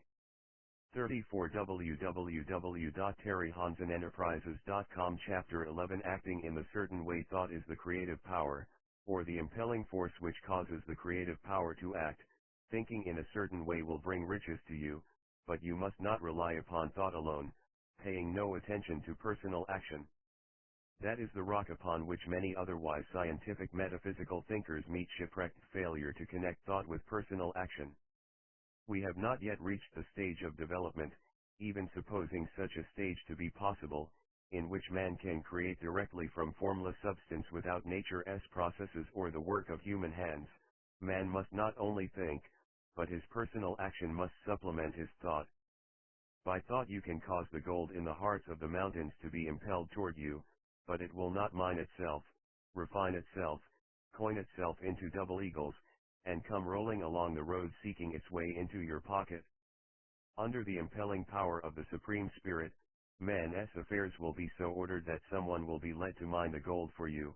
Other man's business transactions will be so directed that the gold will be brought toward you, and you must so arrange your own business affairs that you may be able to receive it when it comes to you. Your thought makes all things, animate and inanimate, work to bring you what you want, but your personal activity must be such that you can rightly receive what you want when it reaches you. You are not to take it as charity, nor to steal it. You must give every man more in use value than he gives you in cash value.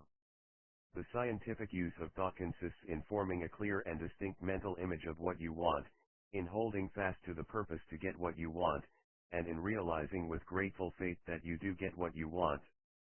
Do not try to project your thought in any mysterious or occult way, with the idea of having it go and do things for you. That is wasted effort, and will weaken your power to think with sanity. The action of thought in getting rich is fully explained in the preceding chapters. Your faith and purpose positively impress your vision upon formless substance, which has the same desire for more life that you have, and this vision, received from you, sets all the creative forces at work in and through their regular channels of action, but directed toward you. It is not your part to guide or supervise the creative process. All you have to do with that is to retain your vision, stick to your purpose, and maintain your faith and gratitude. But you must act in a certain way, so that you can appropriate what is yours when it comes to you, so that you can meet the things you have in your picture, and put them in their proper places as they arrive. You can really see the truth of this. When things reach you, they will be in the hands of other men, who will ask an equivalent for them. 35 www.terryhansenenterprises.com And you can only get what is yours by giving the other man what is his. Your pocketbook is not going to be transformed into a Fortunatus purse, which shall be always full of money without effort on your part.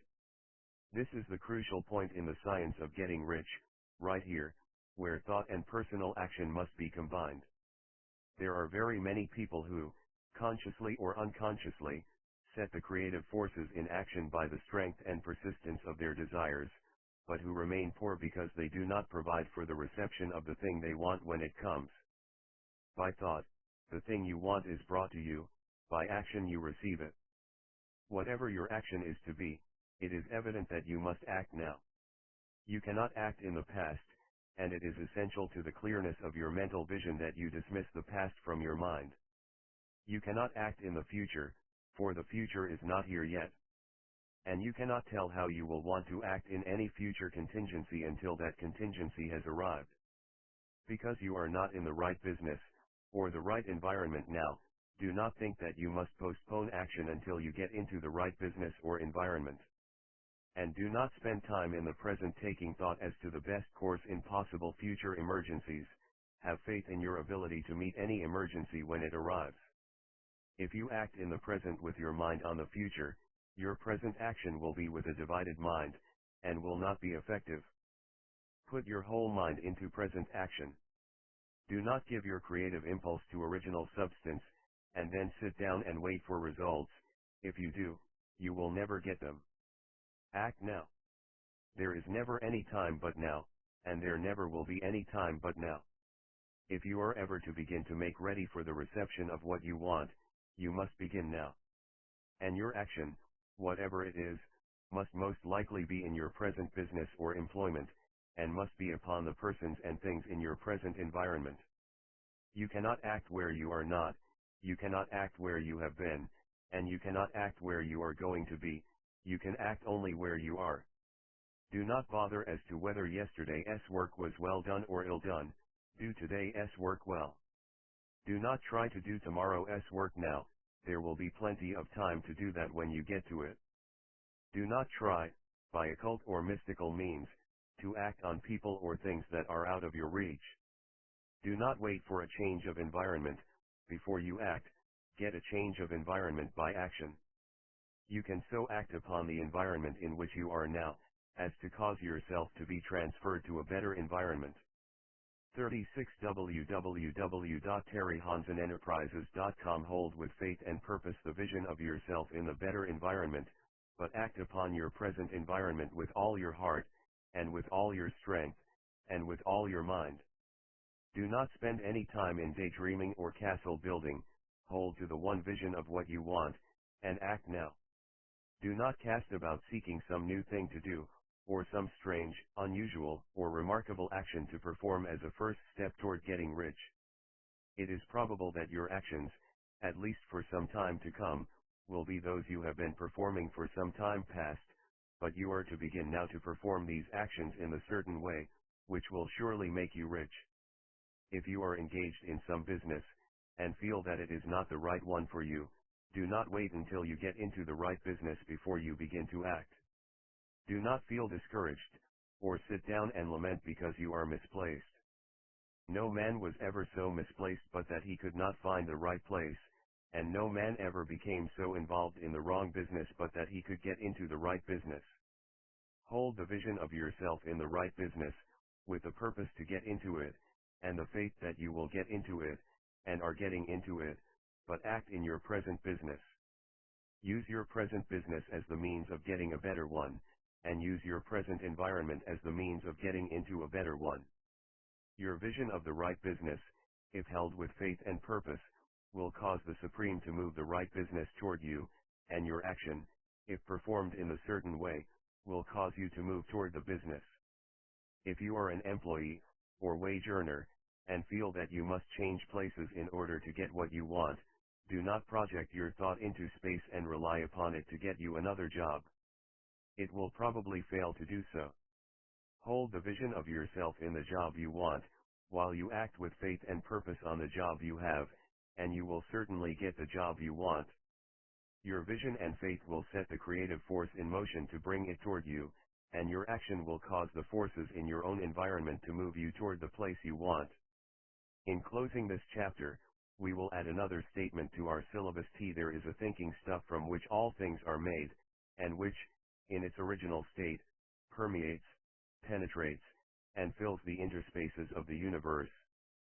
A thought, in this substance, produces the thing that is imaged by the thought. Man can form things in his thought, and, by impressing his thought upon formless substance, can cause the thing he thinks about to be created. In order to do this, man must pass from the competitive to the creative mind.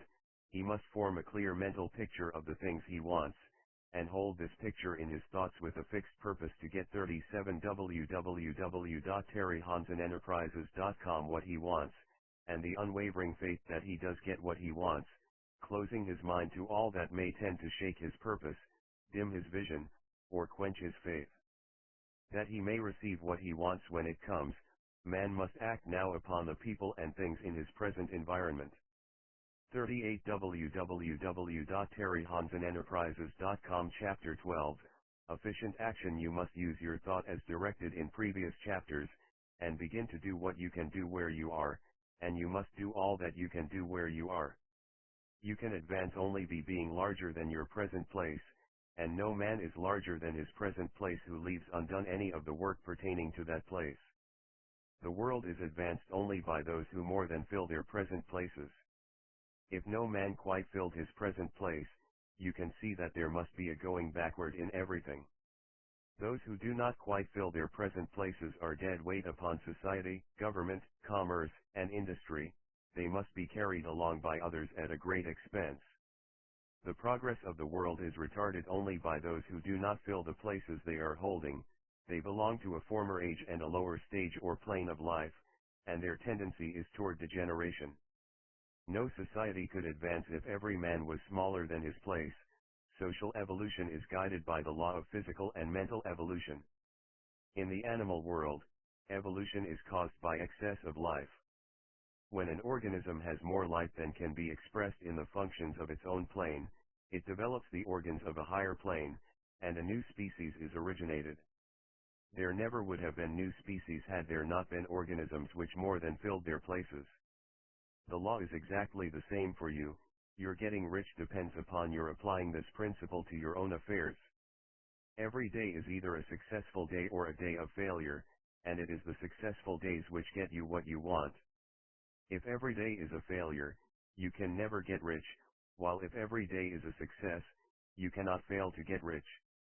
If there is something that may be done today, and you do not do it, you have failed in so far as that thing is concerned, and the consequences may be more disastrous than you imagine. You cannot foresee the results of even the most trivial act. You do not know the workings of all the forces that have been set moving in your behalf. Much may be depending on your doing some simple act. It may be the very thing which is to open the door of opportunity to very great possibilities. You can never know all the combinations which Supreme Intelligence is making for you in the world of things and of human affairs. Your neglect or failure to do some small thing may cause a long delay in getting what you want. Do, every day, all that can be done that day. There is, however, a limitation or qualification of the above that you must take into account. 39 www.terryhansenenterprises.com You are not to overwork, nor to rush blindly into your business in the effort to do the greatest possible number of things in the shortest possible time. You are not to try to do tomorrow's work today, nor to do a week's work in a day. It is really not the number of things you do, but the efficiency of each separate action that counts. Every act is, in itself, either a success or a failure. Every act is, in itself, either effective or inefficient. Every inefficient act is a failure, and if you spend your life in doing inefficient acts, your whole life will be a failure. The more things you do, the worse for you, if all your acts are inefficient ones. On the other hand, Every efficient act is a success in itself, and if every act of your life is an efficient one, your whole life must be a success. The cause of failure is doing too many things in an inefficient manner, and not doing enough things in an efficient manner. You will see that it is a self-evident proposition that if you do not do any inefficient acts, and if you do a sufficient number of efficient acts, you will become rich. If, now, it is possible for you to make each act an efficient one, you see again that the getting of riches is reduced to an exact science, like mathematics. The matter turns, then, on the questions whether you can make each separate act a success in itself. And this you can certainly do. You can make each act a success, because all power is working with you, and all power cannot fail. Power is at your service, and to make each act efficient you have only to put power into it. Every action is either strong or weak, and when every one is strong, you are acting in the certain way which will make you rich. Every act can be made strong and efficient by holding your vision while you are doing it, and putting the whole power of your faith and purpose into it. It is at this point that the people fail who separate mental power from personal action. They use the power of mind in one place and at one time, and they act in another pace and at another time. So their acts are not successful in themselves, too many of them are inefficient. But if all power goes into every act, no matter how commonplace, every act will be a success in itself, and as in the nature of things every success opens the way to other successes, your progress toward what you want, and the progress of what you want toward you, will become increasingly rapid. Remember that successful action is cumulative in its results. Since the desire for more life is inherent in all things, when a man begins to move toward larger life, more things attach themselves to him, and the influence of his desire is multiplied. 40 www.terryhansenenterprises.com. Do, every day, all that you can do that day, and do each act in an efficient manner. In saying that you must hold your vision while you are doing each act, however trivial or commonplace, I do not mean to say that it is necessary at all times to see the vision distinctly to its smallest details. It should be the work of your leisure hours to use your imagination on the details of your vision, and to contemplate them until they are firmly fixed upon memory. If you wish speedy results, spend practically all your spare time in this practice. By continuous contemplation you will get the picture of what you want, even to the smallest details, so firmly fixed upon your mind, and so completely transferred to the mind of formless substance, that in your working hours you need only to mentally refer to the picture to stimulate your faith and purpose, and cause your best effort to be put forth. Contemplate your picture in your leisure hours until your consciousness is so full of it that you can grasp it instantly. You will become so enthused with its bright promises that the mere thought of it will call forth the strongest energies of your whole being. Let us again repeat our syllabus, and by slightly changing the closing statements bring it to the point we have now reached. There is a thinking stuff from which all things are made, and which, in its original state, permeates, penetrates, and fills the interspaces of the universe. A thought, in this substance, produces the thing that is imaged by the thought. Man can form things in his thought, and, by impressing his thought upon formless substance, can cause the thing he thinks about to be created. In order to do this, man must pass from the competitive to the creative mind. He must form a clear mental picture of the things he wants, and do, with faith and purpose, all that can be done each day, doing each separate thing in an efficient manner. 41 www.terryhansenenterprises.com. Chapter 13, Getting into the Right Fusiness. Success, in any particular business, depends for one thing upon your possessing in a well-developed state the faculties required in that business. Without good musical faculty no one can succeed as a teacher of music. Without well-developed mechanical faculties no one can achieve great success in any of the mechanical trades. Without tact and the commercial faculties no one can succeed in mercantile pursuits. But to possess in a well-developed state the faculties required in your particular vocation does not ensure getting rich. There are musicians who have remarkable talent, and who yet remain poor.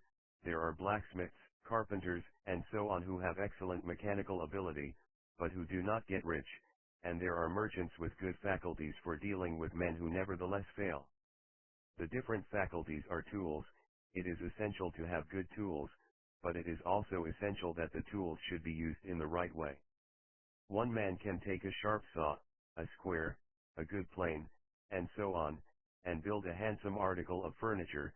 Another man can take the same tools and set to work to duplicate the article, but his production will be a botch. He does not know how to use good tools in a successful way. The various faculties of your mind are the tools with which you must do the work which is to make you rich. It will be easier for you to succeed if you get into a business for which you are well equipped with mental tools. Generally speaking, you will do best in that business which will use your strongest faculties, the one for which you are naturally best fitted. But there are limitations to this statement, also. No man should regard his vocation as being irrevocably fixed by the tendencies with which he was born. You can get rich in any business, for if you have not the right talent for you can develop that talent. It merely means that you will have to make your tools as you go along, instead of confining yourself to the use of those with which you were born.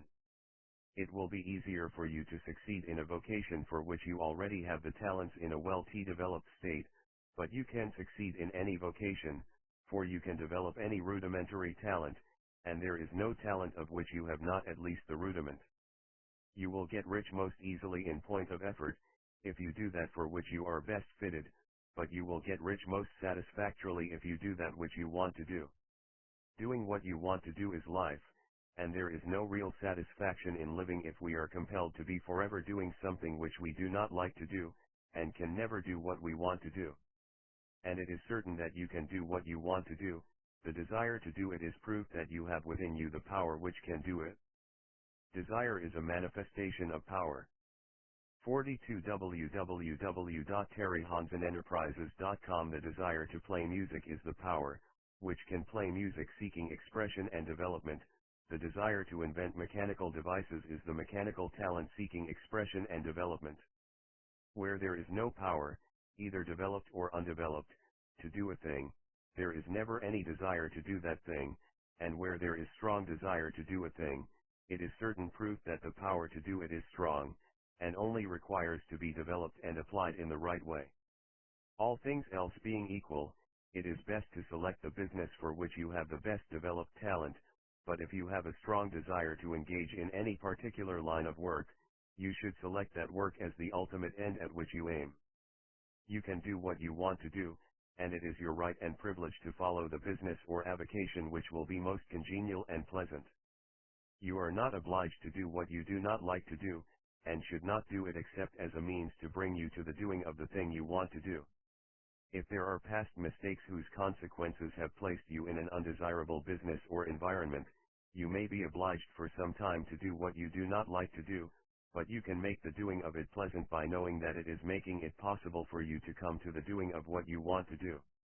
If you feel that you are not in the right vocation, do not act too hastily in trying to get into another one. The best way, generally, to change business or environment is by growth. Do not be afraid to make a sudden and radical change if the opportunity is presented, and you feel after careful consideration that it is the right opportunity, but never take sudden or radical action when you are in doubt as to the wisdom of doing so. There is never any hurry on the creative plane, and there is no lack of opportunity. When you get out of the competitive mind you will understand that you never need to act hastily. No one else is going to beat you to the thing you want to do, there is enough for all. If one space is taken, another and a better one will be opened for you a little farther on, there is plenty of time. When you are in doubt, wait.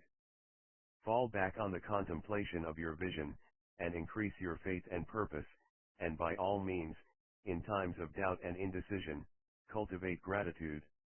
A day or two spent in contemplating the vision of what you want, and in earnest thanksgiving that you are getting it, will bring your mind into such close relationship with the Supreme that you will make no mistake when you do act. There is a mind which knows all there is to know, and you can come into close unity with this mind by faith and the purpose to advance in life, if you have deep gratitude. 43 www.terryhansenenterprises.com Mistakes come from acting hastily, or from acting in fear or doubt, or in forgetfulness of the right motive, which is more life to all, and less to none. As you go on in the certain way, opportunities will come to you in increasing number, and you will need to be very steady in your faith and purpose, and to keep in close touch with the All-Mind by reverent gratitude. Do all that you can do in a perfect manner every day, but do it without haste, worry, or fear. Go as fast as you can, but never hurry. Remember that in the moment you begin to hurry you cease to be a creator and become a competitor, you drop back upon the old plane again. Whenever you find yourself hurrying, call a halt, fix your attention on the mental image of the thing you want, and begin to give thanks that you are getting it. The exercise of gratitude will never fail to strengthen your faith and renew your purpose. 44 www.terryhansenenterprises.com Chapter 14, The Impression of Increase. Whether you change your vocation or not, your actions for the present must be those pertaining to the business in which you are now engaged. You can get into the business you want by making constructive use of the business you are already established in, by doing your daily work in a certain way. And insofar as your business consists in dealing with other men, whether personally or by letter, the key thought of all your efforts must be to convey to their minds the impression of increase. Increase is what all men and all women are seeking. It is the urge of the formless intelligence within them, seeking fuller expression. The desire for increase is inherent in all nature, it is the fundamental impulse of the universe. All human activities are based on the desire for increase. People are seeking more food, more clothes, better shelter, more luxury, more beauty, more knowledge, more pleasure, increase in something, more life. Every living thing is under this necessity for continuous advancement. Where increase of life ceases, dissolution and death set in at once. Man instinctively knows this, and hence he is forever seeking more. This law of perpetual increase is set forth by Jesus in the parable of the talents. Only those who gain more retain any. From him who hath not shall be taken away even that which he hath. The normal desire for increased wealth is not an evil or a reprehensible thing, it is simply the desire for more abundant life, it is aspiration. And because it is the deepest instinct of their natures, all men and women are attracted to him who can give them more of the means of life. In following the certain way as described in the foregoing pages, you are getting continuous increase for yourself, and you are giving it to all with whom you deal. You are a creative center, from which increase is given off to all. Be sure of this, and convey assurance of the fact to every man, woman, and child with whom you come in contact. No matter how small the transaction, even if it be only the selling of a stick of candy to a little child, put into it the thought of increase, and make sure that the customer is impressed with the thought. Convey the impression of advancement with everything you do, so that all people shall receive the impression that you are an advancing man, and that you advance all who deal. 45 www.terryhansenenterprises.com with you. Even to the people whom you meet in a social way, without any thought of business, and to whom you do not try to sell anything, give the thought of increase. You can convey this impression by holding the unshakable faith that you, yourself, are in the way of increase, and by letting this faith inspire, fill, and permeate every action. Do everything that you do in the firm conviction that you are an advancing personality, and that you are giving advancement to everybody. Feel that you are getting rich, and that in so doing you are making others rich, and conferring benefits on all. Do not boast or brag of your success, or talk about it unnecessarily. True faith is never boastful. Wherever you find a boastful person, you find one who is secretly doubtful and afraid. Simply feel the faith, and let it work out in every transaction. Let every act and tone and look express the quiet assurance that you are getting rich, that you are already rich. Words will not be necessary to communicate this feeling to others, they will feel the sense of increase when in your presence, and will be attracted to you again. You must so impress others that they will feel that in associating with you they will get increase for themselves. See that you give them a use value greater than the cash value you are taking from them. Take an honest pride in doing this, and let everybody know it, and you will have no lack of customers. People will go where they are given increase, and the Supreme, which desires increase in all, and which knows all, will move toward you men and women who have never heard of you. Your business will increase rapidly, and you will be surprised at the unexpected benefits which will come to you. You will be able from day to day to make larger combinations, secure greater advantages, and to go on into a more congenial vocation if you desire to do so. But doing all this, you must never lose sight of your vision of what you want, or your faith and purpose to get what you want. Let me here give you another word of caution in regard to motives. Beware of the insidious temptation to seek for power over other men. Nothing is so pleasant to the unformed or partially developed mind as the exercise of power or dominion over others. The desire to rule for selfish gratification has been the curse of the world. For countless ages kings and lords have drenched the earth with blood in their battles to extend their dominions, this not to seek more life for all, but to get more power for themselves. Today, the main motive in the business and industrial world is the same: men marshal their armies of dollars, and lay waste the lives and hearts of millions in the same mad scramble for power over others. Commercial kings, like political kings, are inspired by the lust for power. Jesus saw in this desire for mastery the moving impulse of that evil world he sought to overthrow.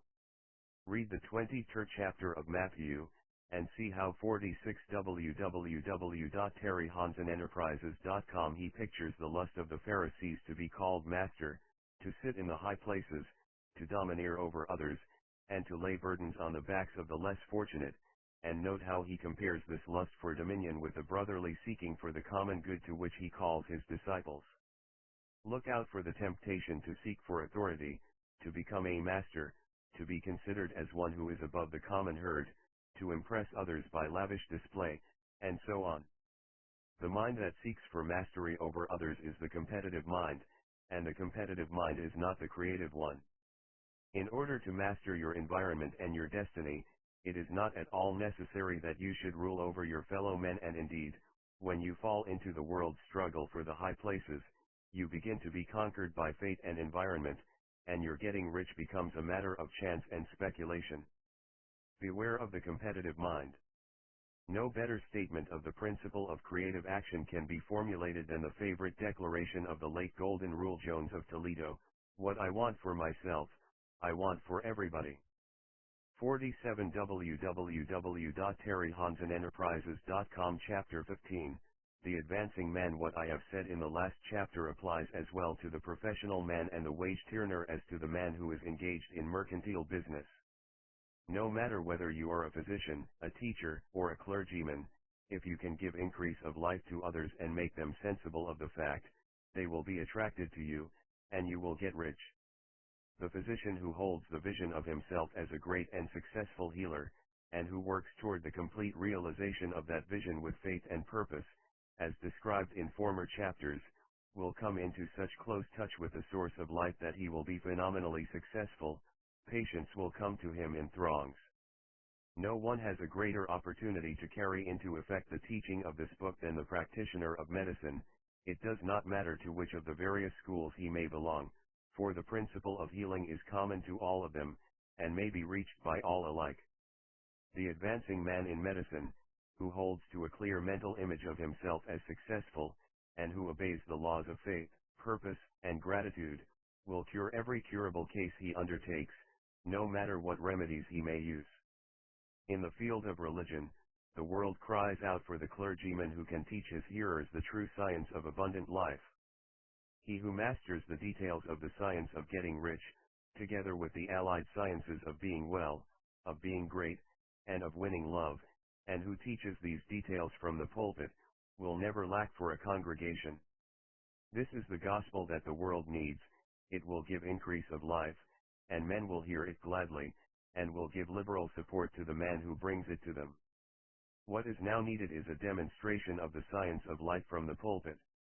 We want preachers who can not only tell us how, but who in their own persons will show us how. We need the preacher who will himself be rich, healthy, great, and beloved, to teach us how to attain to these things, and when he comes he will find a numerous and loyal following. The same is true of the teacher who can inspire the children with the faith and purpose of the advancing life. He will never be out of a job. And any teacher who has this faith and purpose can give it to his pupils. He cannot help giving it to them if it is part of his own life and practice. What is true of the teacher, preacher, and physician is true of the lawyer, dentist, real estate man, insurance agent, everybody. The combined mental and personal action I have described is infallible, it cannot fail. Every man and woman who follows these instructions steadily, perseveringly, and to the 48 www.terryhansenenterprises.com letter, will get rich. The law of the increase of life is as mathematically certain in its operation as the law of gravitation. Getting rich is an exact science. The wage-earner will find this as true of his case as of any of the others mentioned. Do not feel that you have no chance to get rich because you are working where there is no visible opportunity for advancement, where wages are small and the cost of living high. Form your clear mental vision of what you want, and begin to act with faith and purpose. Do all the work you can do, every day, and do each piece of work in a perfectly successful manner. Put the power of success, and the purpose to get rich, into everything that you do. But do not do this merely with the idea of currying favor with your employer, in the hope that he, or those above you, will see your good work and advance you. It is not likely that they will do so. The man who is merely a good workman, filling his place to the very best of his ability, and satisfied with that, is valuable to his employer, and it is not to the employer's interest to promote him. He is worth more where he is. To secure advancement, something more is necessary than to be too large for your place. The man who is certain to advance is the one who is too big for his place, and who has a clear concept of what he wants to be, who knows that he can become what he wants to be, and who is determined to be what he wants to be. Do not try to more than fill your present place with a view to pleasing your employer. Do it with the idea of advancing yourself. Hold the faith and purpose of increase during work hours, after work hours, and before work hours. Hold it in such a way that every person who comes in contact with you, whether foreman, fellow workman, or social acquaintance, will feel the power of purpose radiating from you, so that everyone will get the sense of advancement and increase from you. Men will be attracted to you, and if there is no possibility for advancement in your present job, you will very soon see an opportunity to take another job. There is a power, which never fails to present opportunity to the advancing man who is moving in obedience to law. God cannot help helping you. If you act in a certain way, he must do so in order to help himself. There is nothing in your circumstances or in the industrial situation that can keep you down. If you cannot get rich working for the Steel Trust, you can get rich on a 10-acre farm, and if you begin to move in the Cerriton way, you will certainly escape from the clutches of the Steel Trust and get onto the farm or wherever else you wish to be. 49 www.terryhansenenterprises.com. If a few thousands of its employees would enter upon the certain way, the Steel Trust would soon be in a bad plight. It would have to give its workingmen more opportunity, or go out of business. Nobody has to work for a trust. The trusts can keep men in so-called hopeless conditions only so long as there are men who are too ignorant to know of the science of getting rich, or too intellectually slothful to practice it. Begin this way of thinking and acting, and your faith and purpose will make you quick to see any opportunity to better your condition. Such opportunities will speedily come, for the Supreme, working in all, and working for you, will bring them before you. Do not wait for an opportunity to be all that you want to be. When an opportunity to be more than you are now is presented and you feel impelled toward it, take it. It will be the first step toward a greater opportunity. There is no such thing possible in this universe as a lack of opportunities for the man who is living the advancing life. It is inherent in the constitution of the cosmos that all things shall be for him and work together for his good, and he must certainly get rich if he acts and thinks in the certain way. So let wage-earning men and women study this book with great care, and enter with confidence upon the course of action it prescribes. It will not fail. 50 www.terryhansenenterprises.com Chapter 16, Some Cautions, and concluding observations. Many people will scoff at the idea that there is an exact science of getting rich, holding the impression that the supply of wealth is limited. They will insist that social and governmental institutions must be changed before even any considerable number of people can acquire a competence. But this is not true. It is true that existing governments keep the masses in poverty, but this is because the masses do not think and act in a certain way. If the masses begin to move forward as suggested in this book, neither governments nor industrial systems can check them. All systems must be modified to accommodate the forward movement. If the people have the advancing mind, have the faith that they can become rich, and move forward with the fixed purpose to become rich, nothing can possibly keep them in poverty. Individuals may enter upon the certain way at any time, and under any government, and make themselves rich, and when any considerable number of individuals do so under any government, they will cause the system to be so modified as to open the way for others. The more men who get rich on the competitive plane, the worse for others. The more who get rich on the creative plane, the better for others. The economic salvation of the masses can only be accomplished by getting a large number of people to practice the scientific methods set down in this book, and become rich. These will show others the way, and inspire them with a desire for real life, with the faith that it can be attained, and with the purpose to attain it. For the present, however, it is enough to know that neither the government under which you live nor the capitalistic or competitive system of industry can keep you from getting rich. When you enter upon the creative plane of thought, you will rise above all these things and become a citizen of another kingdom. But remember that your thought must be held upon the creative plane. You are never for an instant to be betrayed into regarding the supply as limited, or into acting on the moral level of competition. Whenever you do fall into old ways of thought, correct yourself instantly, for when you are in the competitive mind, you have lost the cooperation of the mind of the whole.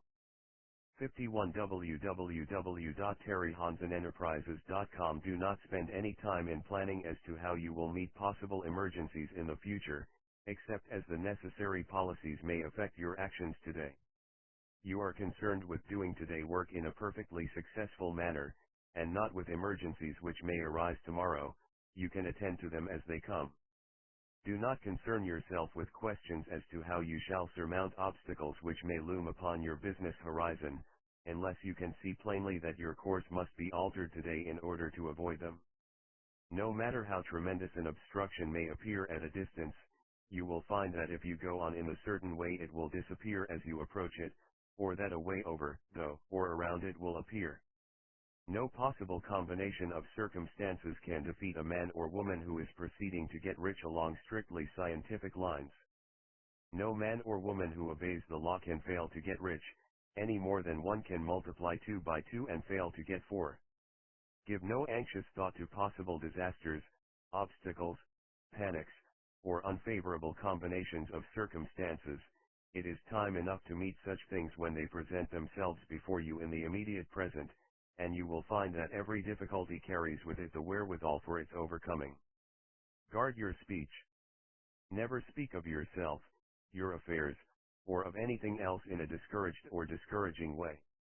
Never admit the possibility of failure, or speak in a way that infers failure as a possibility.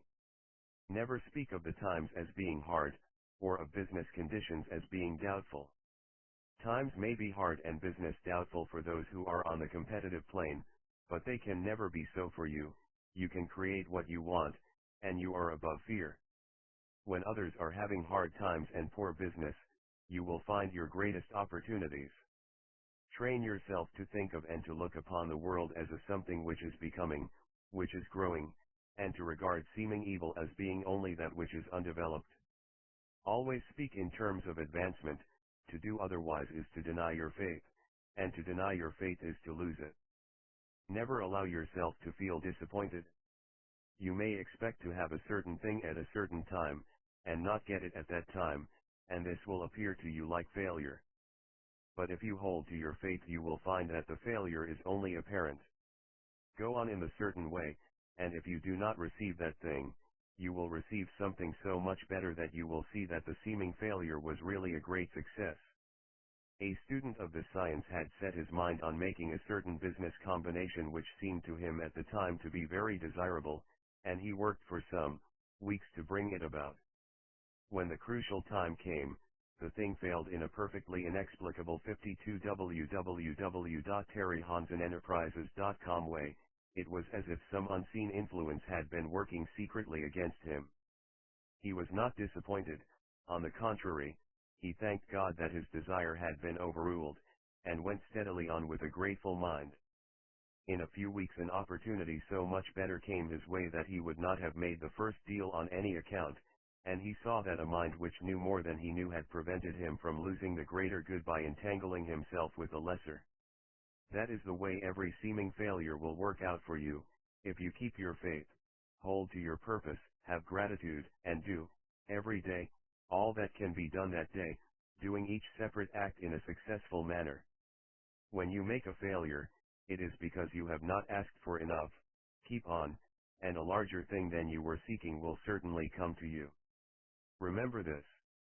You will not fail because you lack the necessary talent to do what you wish to do.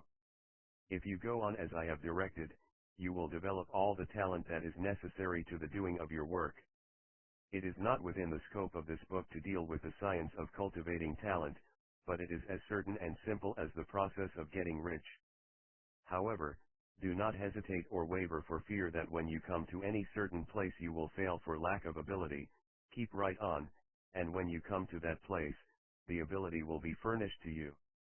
The same source of ability which enabled the untaught Lincoln to do the greatest work in government ever accomplished by a single man is open to you. You may draw upon all the mind there is for wisdom to use in meeting the responsibilities which are laid upon you. Go on in full faith. Study this book. Make it your constant companion until you have mastered all the ideas contained in it.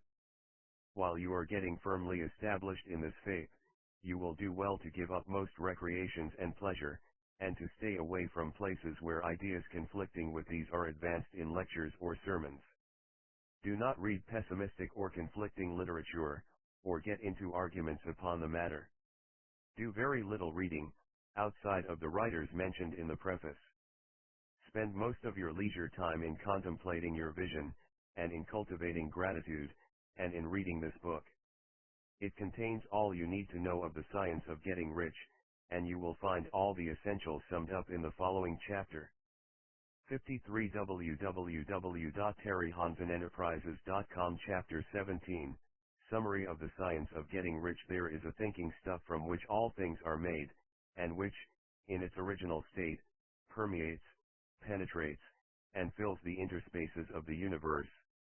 A thought in this substance produces the thing that is imaged by the thought.